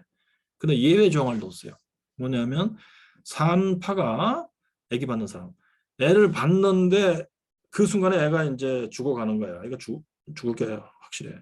그럴 때는 산파가 물을 떠서 그 아이에게 세례를 줄 수가 있어요. 그게 이제 로마 가톨릭이 정한 예외 규칙들이에요. 또 전쟁터에서 전쟁하다가 이제 총 맞아서 이제 숨이 넘어가지고 어떤 병사. 그러면서 하는 말이 나는 세례를 안 받았다 지금까지. 나는 세례받고 죽고 싶다. 그랬을 때 옆에 병사가 모래를 집어서 흙을 집어서 그 머리에 얹으며 세례를 줄 수 있다. 예외 규정이에요. 그런데 영접 기도가 예외 규정으로 사용될 수는 있어요. 그러니까 뭐 전쟁터에서 죽는데 나는 예수 믿지 않는 사람이다. 그럼 나는 예수를 믿고 죽고 싶다 했을 때 영접 기도 하자 그러면 이렇게 할 수는 있어요. 물론. 그런데 평소에 그런 예외 규정을 정할 필요가 없는 상황인데 예외 규정을 다 사용해 버린 것이다 라고 저는 평가를 하는 겁니다. 정상적인 상황에서는 정상적인 방법을 써야지. 그래요. 그 다음에 이 칭의 은혜 때 주시는 믿음의 내용. 믿음의 내용이 뭐냐면 요거는 믿음의 영 구원. 믿음의 영 구원 설교에 웨슬리가 자기 인생의 처음으로 칭의의 은혜를 데피니션 내린 겁니다. 여기는 굉장히 복잡하게 돼 있어요. 근데 이게 이제 나중에 쓴 설교에서는 이거를 아주 수학 공식처럼 줄여버린 거예요. 즉, divine evidence of faith is a divine evidence and conviction of God and things of God. 이렇게 공식화했는데 거기에 들어있는 내용을 조금 더 풀면 이런 내용이 나온다는 얘기예요. 자, 그리스도인의 믿음이란 그리스도의 복음 전체에 대한 동의일 뿐만 아니라, 예, 이게 이제 영국 국교회의 데피니션이에요. 영국 국교의 데피니션은 여기서 끝나요. assent, 동의. 그리스도의 복음에 대한 동의다. 그게 믿음이다. 이거예요. 그러니까 교회 나와서, 영국 국교회는 이거, 교회 나와서 너 교회의 가르침, 그 핵심 뭐 복음, 그것이 진리라고 인정하겠느냐? 예, 그렇습니다. yes. 그래, 좋아. 둘째, 교회의 가르침이 진리라고 인정하겠느냐? yes. 좋아. 그럼 너는 믿음이 있는 사람이다. 그럼 그 믿음으로 구원받았노라. 이렇게 안 해. 자, 그럼 넌 믿었어? 그러면 이제 교회의 가르침을 따라, 성경의 가르침을 따라 거룩하게 살아라요. 그러면서 뭐라고 그래? 너는 이제 그 믿음으로 거듭난 사람이라고 표현해줘요. 그때 거듭남은 지금 성경의 개념하고 다르고 웨슬리 개념하고 다른 거예요. 거듭남은 뭐야? 이제 너는 교회의 사람이 되었다는 얘기예요. 교인이 되었다. 그게 중생이에요, 소위. 그러므로 거기다 동의했으니 이제 뭐 따라 살아야 돼. 그게 논리적으로 맞는 거야. 행함을 더해야 된다. 믿었다 너는 이제. 플러스 행함이 필요하다 이제. 그거예요 바로. 그래서 믿음 플러스 행함을 갖고 칭의를 받는다는 공식이 나와요. 칭의는 언제 받아요? 그러면 네가 행하는 걸 잘해서 하나님이 이제 점수 매겨야지. 점수 매기는데 언제까지 해야 돼요? 네가 죽는 순간까지 해야 되는 거다 결국.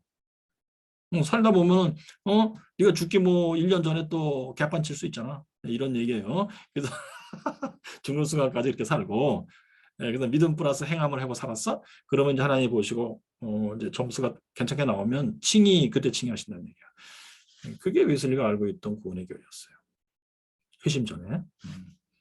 그런데 웨슬리가 이제 이신칭의를 제대로 알았고 체험했고 했을 때 일단 이 동의, 그리스도의 복음 전체에 대한 동의라는 요소가 필요하다고 본 거예요. 그러나 여기서는 영국 국교의 홀 리빙 홀리 다잉이 아니에요. 그냥 일단 기초적인 거를 인정하고 들어가야 된다. 동의를 해야지. 동의 안 하면 뭐 시작도 못 하는 거예요. 동의했어요. 그리고 또한 그리스도의 피에 대하여 전적으로 여기 이제 이 데피니션의 구조가 재밌게 되어 있어요. 뭐냐면 자, 그리스도의 피에 대하여, 여기는 그리스도 나오죠? 그리스도에 대한 얘기를 쭉 써요.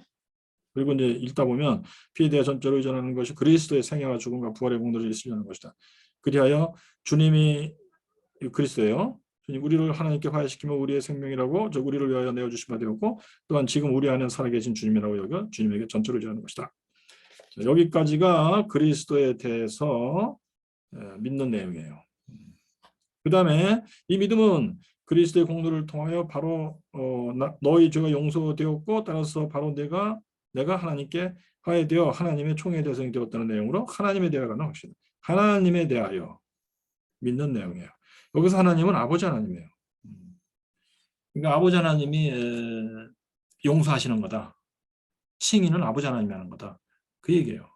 그럼 그리스도에 대한 얘기는 뭐야? 그리스도는 칭의의 근거를 제공하는 존재예요. 그래서 그 근거를 내가 믿는 거예요. 그러면 아버지가 이제 나를 용서 용납하는 거예요. 그걸 믿는 거예요, 내가. 그 다음에 이제 세 번째 덩어리가 그리하여 그 결과로 내가 우리의 지혜와 의로움과 거룩함과 구속함 즉 한마디로 우리의 구원이신 그분에게 이 그분은 뭐 핵심적으로 찍어서 얘기하면 그리스도예요. 그런데 뭐 결국 넓혀서 얘기하면 삼위일체 하나님이에요. 성부 성자 성령 하나님. 이게 달라붙어서 굳게 결합된 상태가 바로 그리스도인의 믿음이다. 그래서 여기서 굳게 결합된다는 것은 이제 벌써 성화로 들어갈 자세가 이제 여기 표현되어 있죠. 그 믿음 갖고 이제 성화의 길을 쭉 가게 되는 것이다. 결국. 자, 그러면 이제 더 자세히 뜯어보겠어요. 그리스도의 피에 대하여 일단 먼저는 그리스도에 대한 믿음의 첫 번째 내용이 피예요. 그리스도의 죽음이에요. 피의 십자가예요. 대하여 전적으로 의존하고 제가 이거를 영어로 제시를 안 했네. 이거는 진짜 영어로 좀 표현을 할 필요가 있긴 있는데 다음번에는 영어로 넣어야 될 것 같아요. 피에 대하여 전적으로 의존하는 것이요. 그 다음에 그리스도의 생애와 죽음과 부활의 공로. 자, 이거를 왜 여기 그러니까 여기 죽음이 또 나오잖아요. 바로 왜 그리스도의 피도 나오고 왜 이걸 두 번 쓴 거지? 했을 때, 자, 피라고 하는 것은 내가 죽어야 될 걸 대신 죽은 거야. 지금 나의 죄책 때문에 내가 죽어야 되는데 퍼니시먼트 처벌을 받아야 되는데 죽음으로 그거를 대신 죽은 거야. 그러니까 있어서는 안 되는 것을 제거하는 뭐예요. 내 속에 죄책이 있고 그것 때문에 죽음이 있고 죄책 플러스 죽음이 하나의 덩어리 세트예요. 그거를 제거한다는 뜻이에요. 그 다음에 그리스도의 생애와 죽음과 부활의 공로라고 그랬잖아. 이거는 플러스예요. 내 속에 있어야 될 것인데 내게 없는 거야. 의가. 그것을 그리스도가 만들어서 쌓아놓은 그래서 공로인데 그것으로서 있는 거로 여겨주는 거야. 그리스도의 전가예요. 이건 그리스도의 전가를 묘사한 거예요. 생애, 죽음, 부활의 공로. 그러니까 여기서 생애, 죽음, 부활이 다 아버지 하나님에 대한 순종의 행동이기 때문에 공로로 여겨주는 거예요. 의가 들어있다. 의. 그걸 신뢰하는 거야. 자, 그리하여 주님이 우리를 하나님께 화해시키며 우리의 생명이라고, 즉 우리를 위하여 내어주신 바 되었고 지금 우리 안에 살아계신 주님이다 하고 여겨서 이 주님에게 전적으로 의지하는 것이다. 자, 여기서는 이제 키워드가 뭐냐?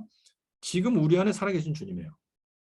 그러니까 나를 위해서 대신 죽으심으로 위에서 이제 묘사됐던 그리스도의 피 마이너스 그리스도의 의 플러스 이것을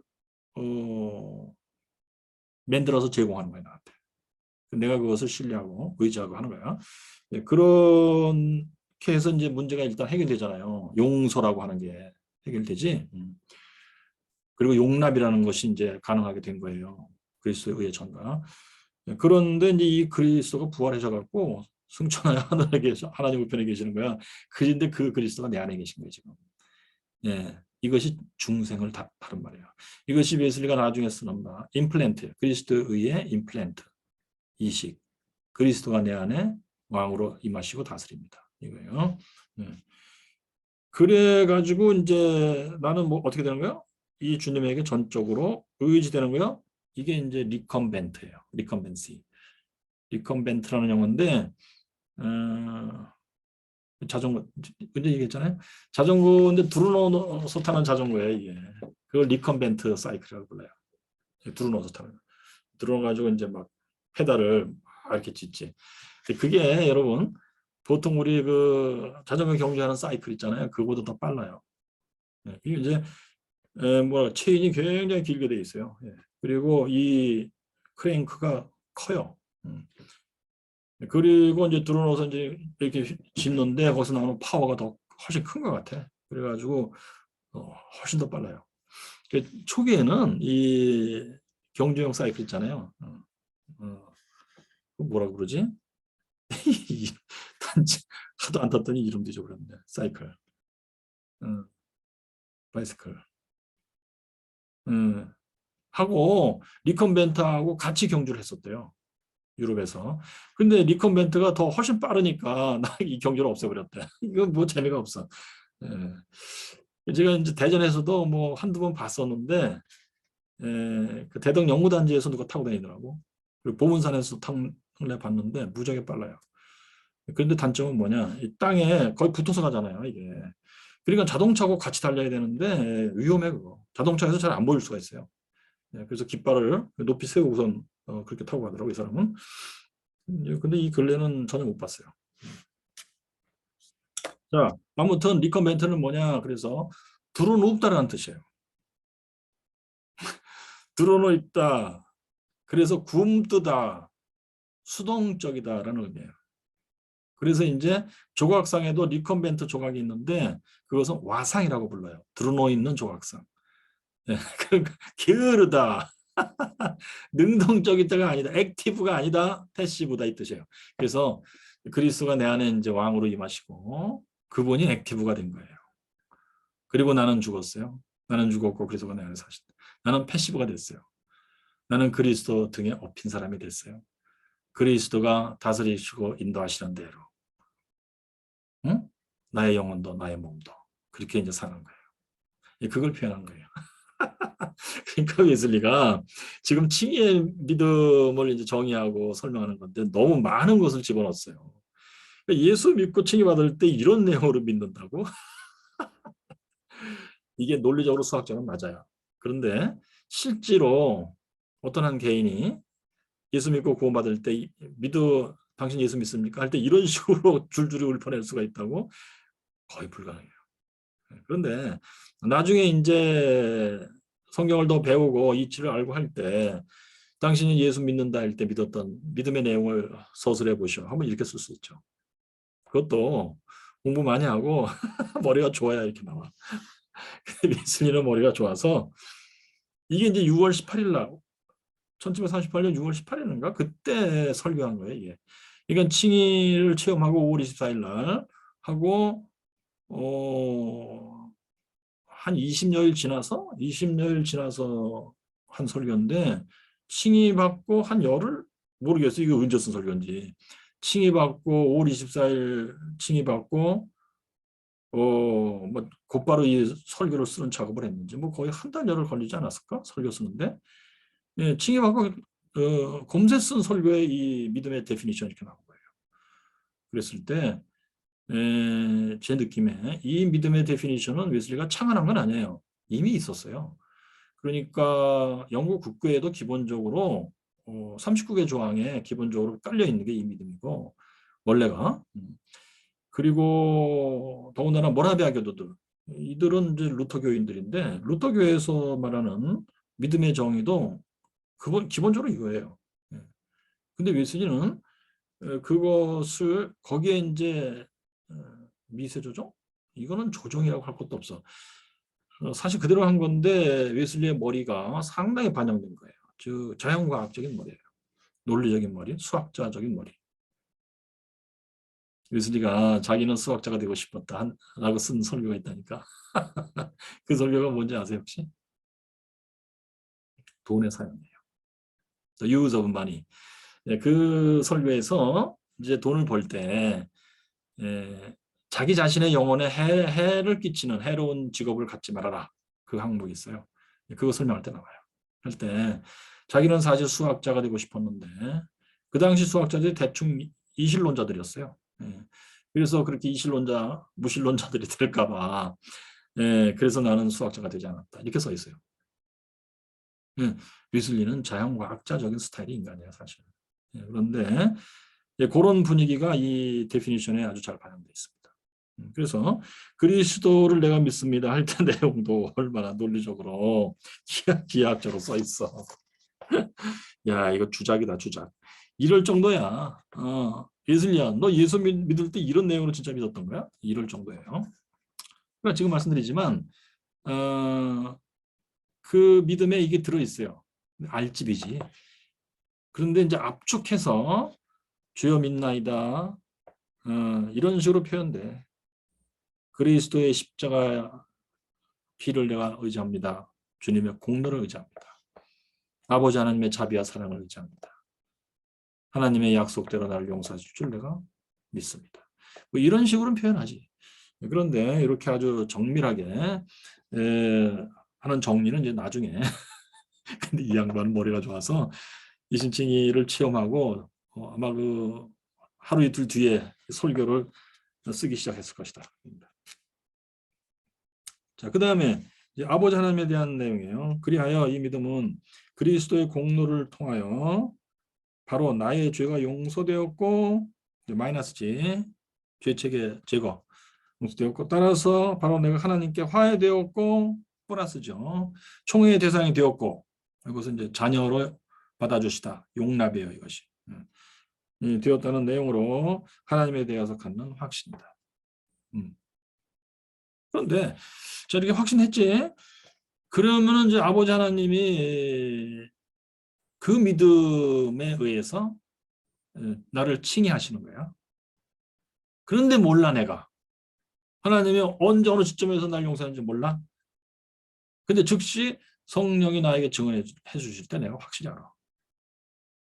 이런 내용을 알아. 내 믿음도 이거고 믿음의 내용이 들어가 있잖아. 아버지가 뭘 하셨는지 알잖아요. 아버지가 나를 용서하시고 이런 걸 내가 확실히 알아. 그래서 한마디로 하나님이 나를 사랑하시되 진짜구나 이게. 성령님의 말로 표현할 수 없는 전능의 영향력으로서 내 영혼에 임프레션을 확 준다. 인상을, 느낌, 확신을. 그래서 확실히 알아. 하나님의 사랑을 확실히 알아. 이런 식의 세계예요 이게. 자, 그리하여 그 결과로 내가 우리의 지혜와 의로움과 거룩함과 구속함. 이거는 이제 칭의서부터 성화의 과정을 다 포함하는 묘사예요. 지혜, 이거는 뭐 심지어 만세 전에 예전까지 의미한다고 보여요. 하나님이 나를 만세 전에 아시고 그리스도 예수 안에서 나를 사랑하시고 하나님이 가장 좋게 플랜을 하시는 거야. 지혜야. 의로움. 의롭고 거룩하게 사셨어 예수님이. 그리고 나를 지금 칭의 구속하셨어. 그리고 이런 전체가 또한 이제 이제로부터 나를 성화의 길에서 인도하실 거야. 지혜를 가지고 의롭고 거룩함을 갖고 구속함을 갖고 나를 인도하실 거야. 성화의 과정에서. 그 성화의 과정도 내가 이 믿음을 내가 유지한다면 성공적으로 갈 거야 분명히. 이런 느낌을 주는 거예요. 그래서 그게 클리브예요. 그리스도에게 내가 접착되어 다시는 떨어지지 아니하리라. 이런 느낌. 한마디로 우리의 구원이신 그분에게 달라붙어. 이게 클리브예요. 달라붙어서 굳게 결합된 상태가 바로 그리스도인의 믿음이다. 아이고, 이 믿음의 데피니션을 진짜 아주 정밀하게 하려고 웨슬리가 며칠 고생했을 것 같아요, 느낌이. 근데 아무튼 기가 막히게 기하학적으로 논리적으로 잘 했습니다. 혹시 질문 있으면 하시죠. 선생님, 질문 예. 하나 해도 될까요? 예. 이제 신의 연애에서 예. 성령 증언을 통하여 하나님의 사랑을 확신한다 그랬잖아요, 예. 예수님께서. 예. 그러면 이 성령의 증언이라는 것이 성령의 체험으로 봐도 될까요? 이게 예. 예. 그러니까 예, 그러니까 넓은 의미에서는 성령의 체험 맞죠. 그런데 우리가 교회에서 네, 성령의 체험을 좀 막연하게 또는 어느 하나의 단어를 가지고 성령의 활동을 다 표현해 보려고 하고 그래서 이제 이렇게 혼동되는 수가 많이 있어요.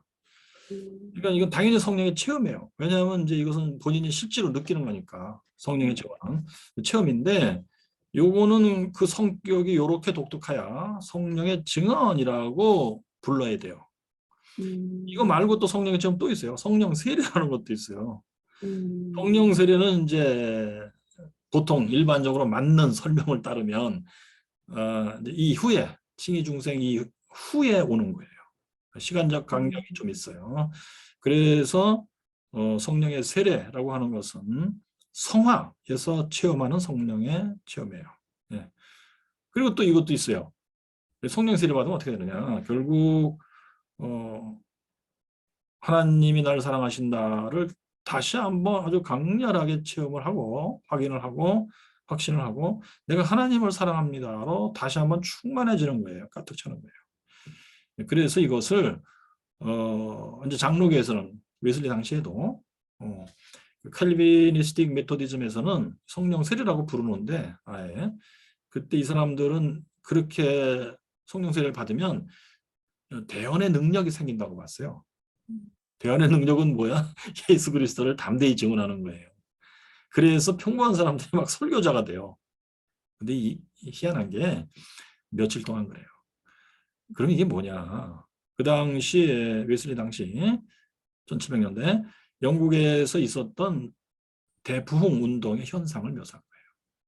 부흥의 현상 때는 그렇게 평범하던 사람, 뭐 대충 뭐 목수 직업을 가졌던 사람이 그 동네에서 성령 세례를 받고 며칠 동안 설교자로 등단을 해요.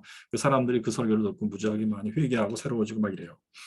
근데 그 기간이 끝나고 다음에 이 사람은 다시 설교를 못 하게 돼요. 또 다시 이런 식인데 웨슬리 진영에서는 좀 다르게 이해했어요.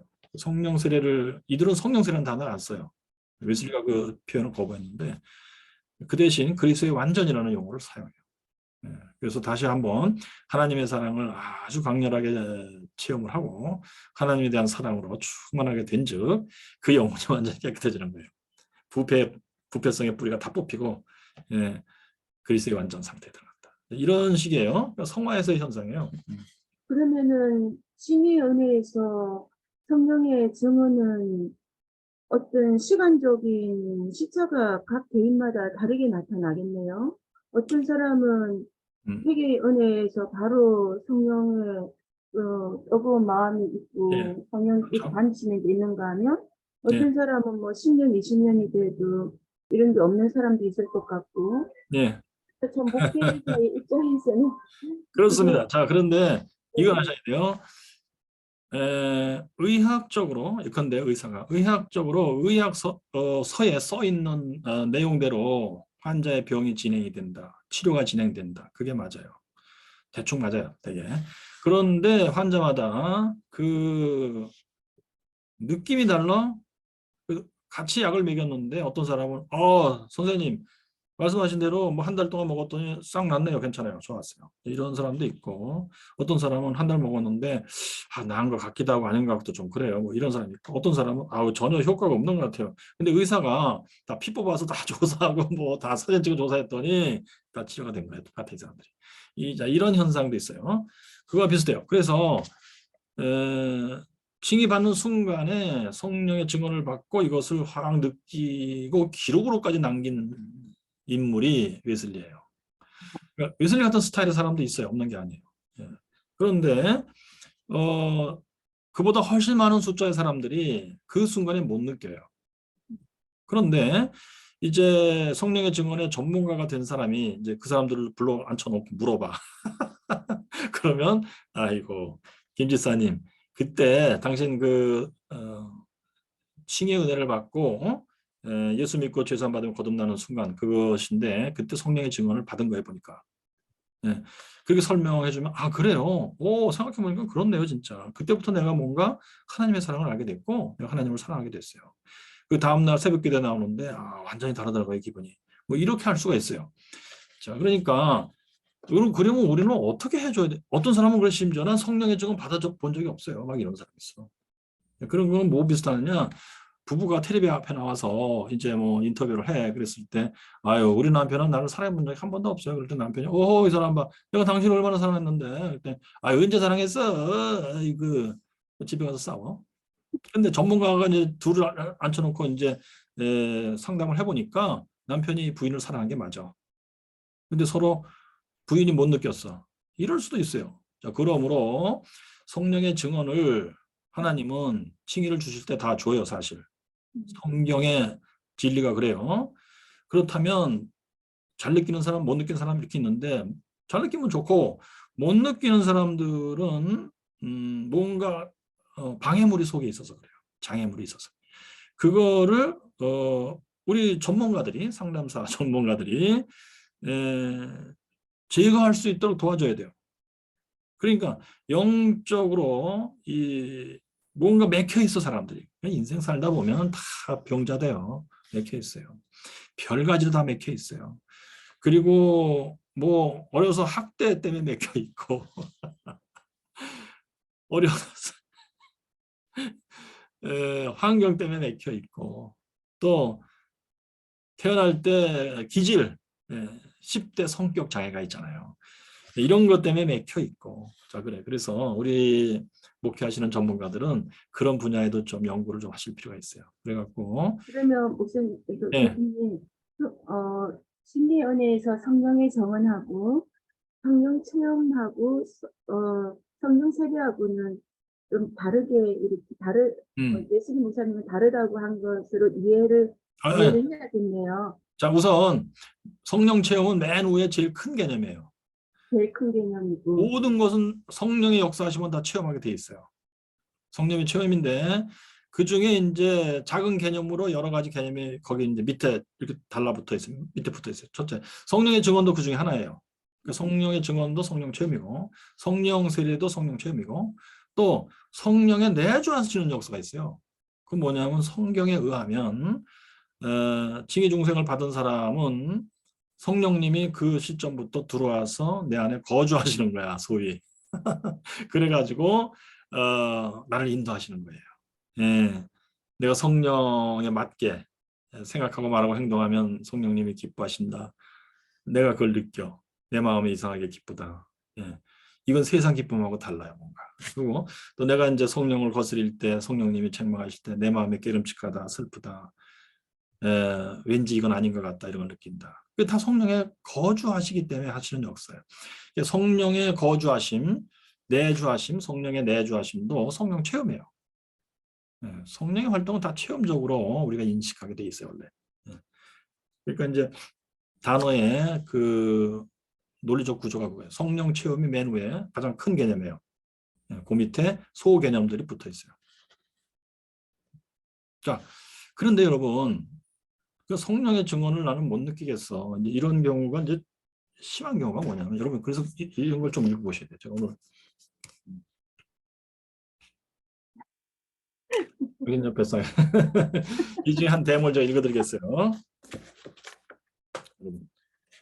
자, 결국 핵심은 뭐냐면요, 이거예요.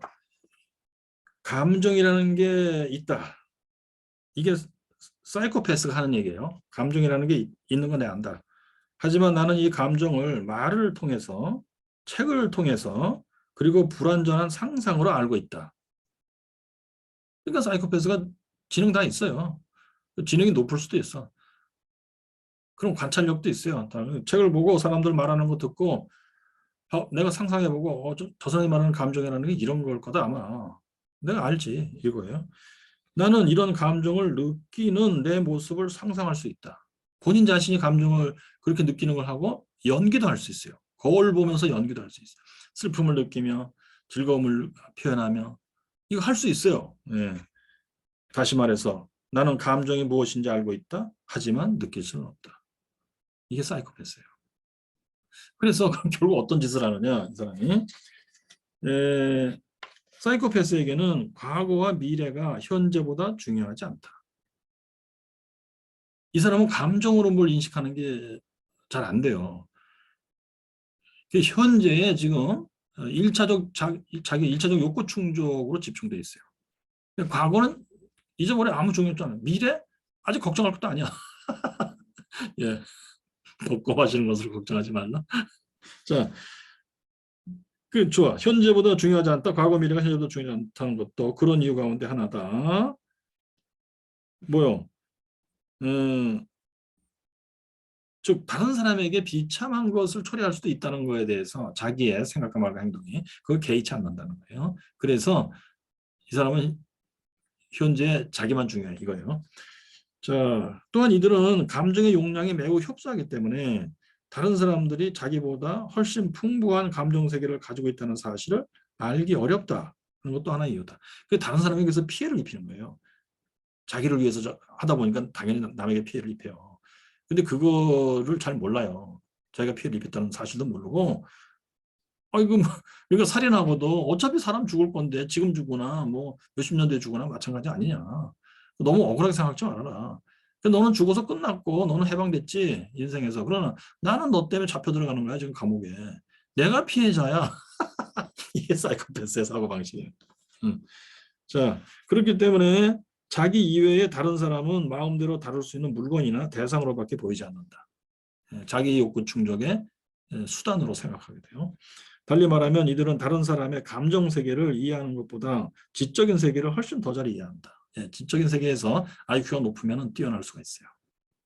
지적인 데에서는 아무런 장애가 없어요. 다 아주 하고 보통 사람보다 더 잘하고 할 수도 있어요. 그 결과 사이코패스의 눈에 어떤 사람의 가치는 그 사람이 자기에게 무엇을 줄 수 있느냐에 따라서 결정된다. 그러므로 뺏을 만큼 뺏어서 더는 뺏을 것이 없는 사람은 폐품 버리듯이 그냥 버리는 거다. 예, 그래서 혼인빙자 간음이 가능해요. 예, 그리고 이 여자 저 여자 이렇게 거쳐다니면서 단물 빨아먹고 다 버리고 이런 식으로 사는 인간들. 그것이 사이코패스이기 때문에 그래요. 그래서 인간관계를 이처럼 냉담하게 끊을 수 있으려면 자기가 해를 입힌 사람들의 감정이 무감각해야 된다. 예. 이들이 다른 사람들과 맺고 있는 감정적, 사회적 애착은 매우 낮은 수준으로 형성되어 있다. 사이코패스는 대부분의 사람들이 경험하는 감정의 폭과 깊이를 전혀 느낄 수 없고 이해할 수 없다. 예. 그러나 사람들이 감정이라는 것을 가지고 있다는 사실은 분명히 알고 있다. 자, 여러분, 이게 이제 우리가 저번에도 그런데요. 아까도 말씀드렸잖아요. 웨슬리의 성령의 증언이라는 설교를 내가 번역까지 해놓고 잊어버리고 있었어요. 그런데 다른 목사님이 그걸 설명한 걸 내가 읽어보고는 이거 틀렸다. 그건 내가 잘 알아요. 뭐 글을 읽고 이해할 수 있으니까. 근데 내 자신이 이제 웨슬리의 설교 다시 꺼내서 읽어봤어. 도대체 내가 정확하게 내가 그 목사님이 쓴 거를 내가 비판을 했는데 정확하게 그럼 뭔지 내가 가르쳐 주겠다. 그런 걸 내가 해야지. 읽어봤더니 모르겠어요. 그때 모르겠어요가 뭐냐면요. 머리로는 내가 다 이해했어. 답안지 쓰려면 내가 100점짜리 쓸 수 있어요. 근데 가슴으로 이해가 안 돼요. 왜? 내가 예수 믿을 때 이걸 느껴봤다고 생각을 안 했기 때문에. 네. 근데 나름대로 나는 그 원정수건서 간증 듣고 회심을 체험했을 때 42살에 나름대로 대단했단 말이에요. 내가 이제 하나님 알았다. 그리고 다음 날부터 내가 참 두 손을 들어 찬송을 부르며 밥 먹다가도 뜨거운 눈물이 흘러서 세수하러 뛰어들어가며 그리고서는 이제 석 달 뒤에 우리 집사람과 같이 장홍한 말기 박은선 할머니를 모시게 되었으며 70일 뒤에 그 할머니 장홍암도 나버리고 우리 집사람 병도 8년 앓던 병이 나버리고 파킨슨 병이 나버리고 대단한 참 체험을 하고 이랬는데도 성령의 증언을 모르고 있었어요. 내가. 근데 웨슬리의 글을 읽고 이제 제가 알게 됐어요. 아하, 그때 내가 회심을 체험한 건데 그때 내 느낌 이런저런 것이 있었는데 그것이 성령의 증언이었구나 이렇게 알게 된 거예요. 그러니까 저도 영적인 세계에 있어서 사이코패스 몰라 일상적인 세계에 있어서 저는 어느 정도 사이코패스 기운이 있는지도 모르겠어요. 저희 집사람은 항상 그래. 아유 당신이 사이코패스야. 우리 집사람이 제일 잘 알아 나를. 근데 내가 볼 때 그런 것 같기도 해. 자 그런데요. 영적으로 사이코패스들이 많아요. 즉 농담 반 진담 반이에요. 그래서 우리는 웨슬리의 회심 간증을 진짜 깊이 이해할 필요가 있어요. 그게 이제 상담사예요. 우리가 일상생활에서도 감정이 있는데도 불구하고 이거를 못 느끼고 활용을 할 줄을 몰라. 그래서는 인간관계가 아주 힘들고 가족 간의 관계도 힘들고 이럴 수가 있단 말이에요. 근데 이제 상담을 잘 받으시면 그때부터 내 속에 들어있는 그 감정의 능력을 가지고 활용할 수가 있어요. 하다 보면은 인간관계가 좀 더 부드러워지고 좋아지고 심지어 사랑이라는 걸 뭔지 알고 사용할 수 있고 할 수가 있다. 영적인 세계도 마찬가지다. 그래서 성령의 증언을 잘 가르쳐 줘야 돼요. 하다 보면 이미 예수 믿고 칭의종생 받은 사람 같으면은 돌이켜보면서 성령의 증언 그때 내가 받은 거였구나. 성령의 증언이 나를 따라다닌다는데 내가 예수 믿는 삶을 살 때 이것이 성령의 증언 나를 따라다니는 거구나. 이렇게 이제 인식하고 사용할 수 있도록 도와줘야 돼요. 그걸 사용할 수 있어야 돼요. 성령의 증언을 사용해야 돼. 뭐냐? 너는 하나님의 자녀라. 그게 성령의 증언의 핵심 내용이에요. 사용할 수 있어야 돼요. 자, 그리고 아직 칭의 중생을 못 받은 사람일 경우에도 이걸 잘 설명해줘서 예수 믿는 순간, 칭의를 받는 순간 성령의 증언을 느끼면 제일 좋아요, 그게. 그렇게 해야 우리는 웨슬리안으로서 정상적으로 예수 믿게 되는 거예요. 신앙생활을 제대로 할 수 있는 거예요. 자, 혹시 질문 있으신가요?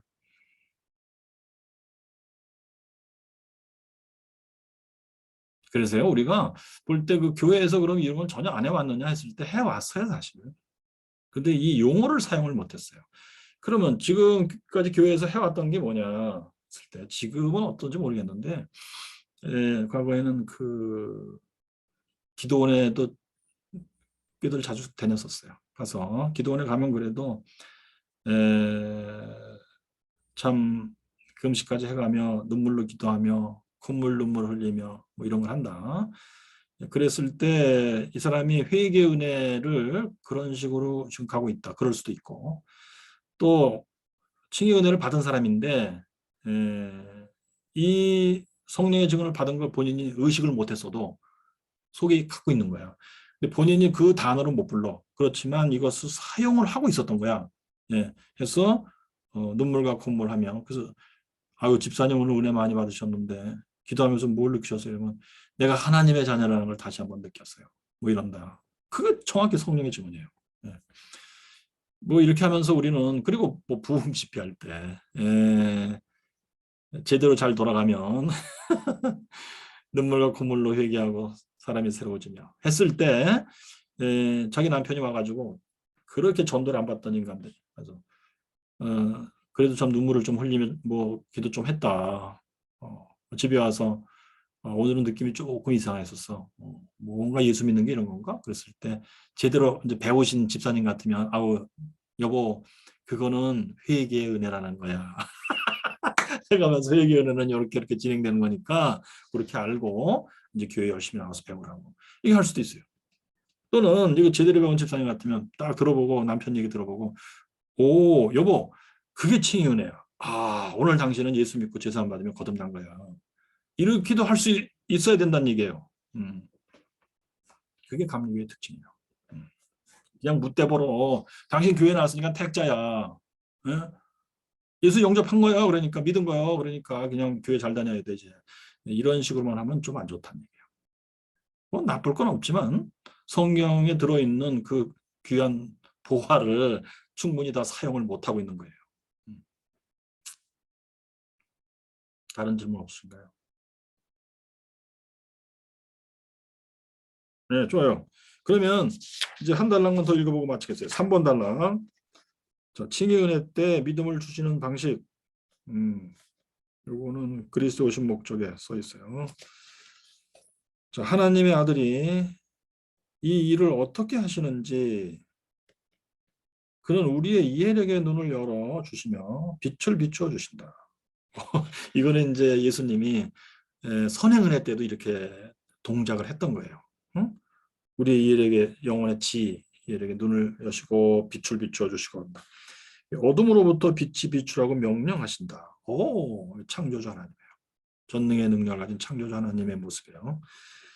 명령을 날리면 그 명령의 말씀이 일을 해요. 그리고 이 세상의 신이 우리의 마음 위에 펼쳐놓았던 베일을 걷어치우신다. 세상의 신 마귀예요. 그러니까 이제 지금 웨슬리가 이 설교를 쓸 때에는 그 요한일서 3장 거기 그 예수 그리스도에 오신 목적은 마귀의 일을 멸하라 하십니다. 그걸 설명하는 건데 이게 이제 칭의도 설명을 이렇게 하는 거예요. 그래서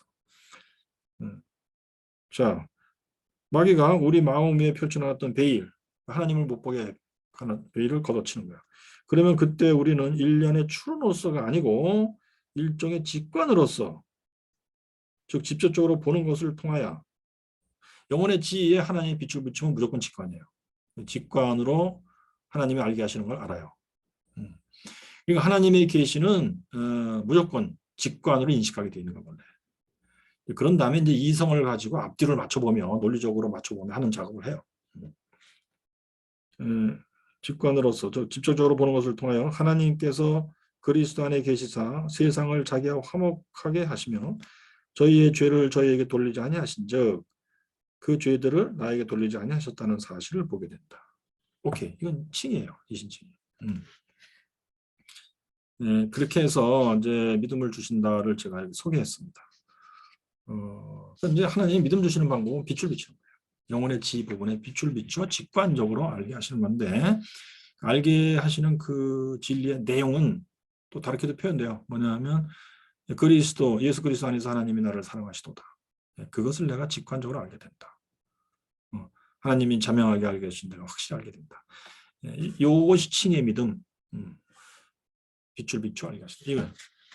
그러니까 영혼의 지 부분에 빛을 비추어 직관적으로 알게 하시니까 순간 알게 되는 거예요. 믿음은 순간에 생겨요. 그리고 그것은 영혼의 지 부분에서 나오는 기질이에요. 템포예요. 그것도 거룩한 템포예요. 홀리 템포예요. 그런데 템포는 그래서 마치도 뭐라고 표현할까? 영혼에 채워져 있는 분위기와 비슷해. 예. 연기와 비슷해. 순간 생기기도 하지만 순간 사라져요. 그래서 또한. 예, 그래서 이제 다윗이 옥상에 올라가서 바세바를 봤을 때 주님을 믿나이다 찬양하며 올라가. 근데 바세바를 보고서는 순간 믿음이 사라져요. 하나님에 대한 사랑이 사라지고 믿음이 사라져요. 그러면서 자기의 욕심이 앞서 즉 정서가 벌써 망가지기 시작했잖아요. 세상 사랑으로. 육신의 정욕, 안목의 정욕, 이생의 자랑. 예. 그래서 바세바를 불러와라 이렇게 된 거예요. 믿음은 순간에 사라져요. 그러다가 이제 다윗이 회개하며 또 믿음을 하나님이 회복시켜 주신 중 순간 믿음이 회복돼요.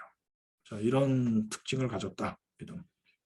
그래서 뭐 한 번 믿으면 뭐 영원한 구원이야. 틀린 말이에요. 뭐 한 번 믿으면 구원은 받지. 그런데 네 속에서 믿음이 사라질 수가 있어? 그러면 너는 믿음이 없은즉 믿음이 없는 자를 내가 영벌에 처하리라. 거기에 해당되는 인간이 되는 거예요. 그러니까 웨슬리가 굉장히 논리적으로 잘 생각했죠. 또 사실이 그래요.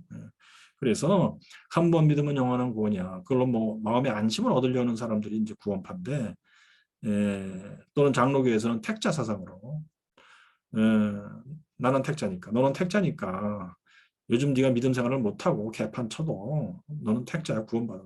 넌 지옥 가고 싶어도 못 가 이놈아. 이렇게도 말할 수요. 말하면서 이제 위로를 받고 뭔가 믿음으로 좀 살아주길 바라는 그렇게 표현을 하는 건데, 그 말을 듣고 아 맞아, 나 믿음 생활 잘해야 되겠다. 내 영생으로 갈 사람이니까 믿음 생활 잘해. 이렇게 하면 좋아. 그런데 반대로 안심하고 아 이 정도 살아도 뭐 구원받고 영생 간다니까 걱정하지 말자. 그러니까 믿지 않는 사람과 똑같이 산다 그냥. 머릿속에 아 주님 사랑합니다. 뭐 이것만 해. 그러면 참 기묘한 위선 속에서 망하는 겁니다. 그래서 차라리 웨슬리식을 표현하는 게 낫다. 내 속에 믿음이 있느냐? 본인 자신이 체크를 해야 돼요. 뭘로? 우리 자신의 영의 증언이에요. 성령의 증언이 있으면 우리 자신의 영의 증언이 있단 말이야. 내 자신이 알아야 돼. 아, 내 속에 지금 믿음이 있다. 아, 내가 요즘에 믿음이 약해지고 믿음이 다 사라졌구나. 이걸 알아야 돼. 자, 그러면 그거에 따라서 뭐 믿음은 순간에 생기고 또 순간에 없어지고 순간에 생기고 하는 식으로 하는 거니까 내 속에 믿음이 사라졌어. 그럼 하나님께 구해야지. 하나님이 회개하나이다. 믿음을 회복시켜 주세요. 또 뭐 금식도 하고 새벽에 나가 기도도 하고 이렇게 하면서 하나님께 매달려야지. 그럴 때 믿음이 회복됐다. 본인이 알아요. 믿음이 회복됐습니다. 범사 감사하며 기뻐합니다. 이런 식으로 이제 가라고 이제 웨슬리는 가르쳐 준 건데 그것이 맞다고 봐요. 성경에 맞고 우리 실제 신앙생활의 체험에 비춰볼 때 맞고. 그러니까 솔직하자는 얘기, 사실을 사실대로 알자는 얘기. 그래서 웨슬리가 수사관적으로 신학을 한 사람이다. 수사관적으로 사실을 객관적인 사실을 발견하고자 노력한 사람이에요. 뭐 이데올로기 만드는 데 관심 없어서 이 사람은. 성경대로. 감사합니다. 자, 오늘 여기까지 하겠습니다. 감사합니다. 수고하셨습니다. 감사합니다. 감사합니다, 교수님.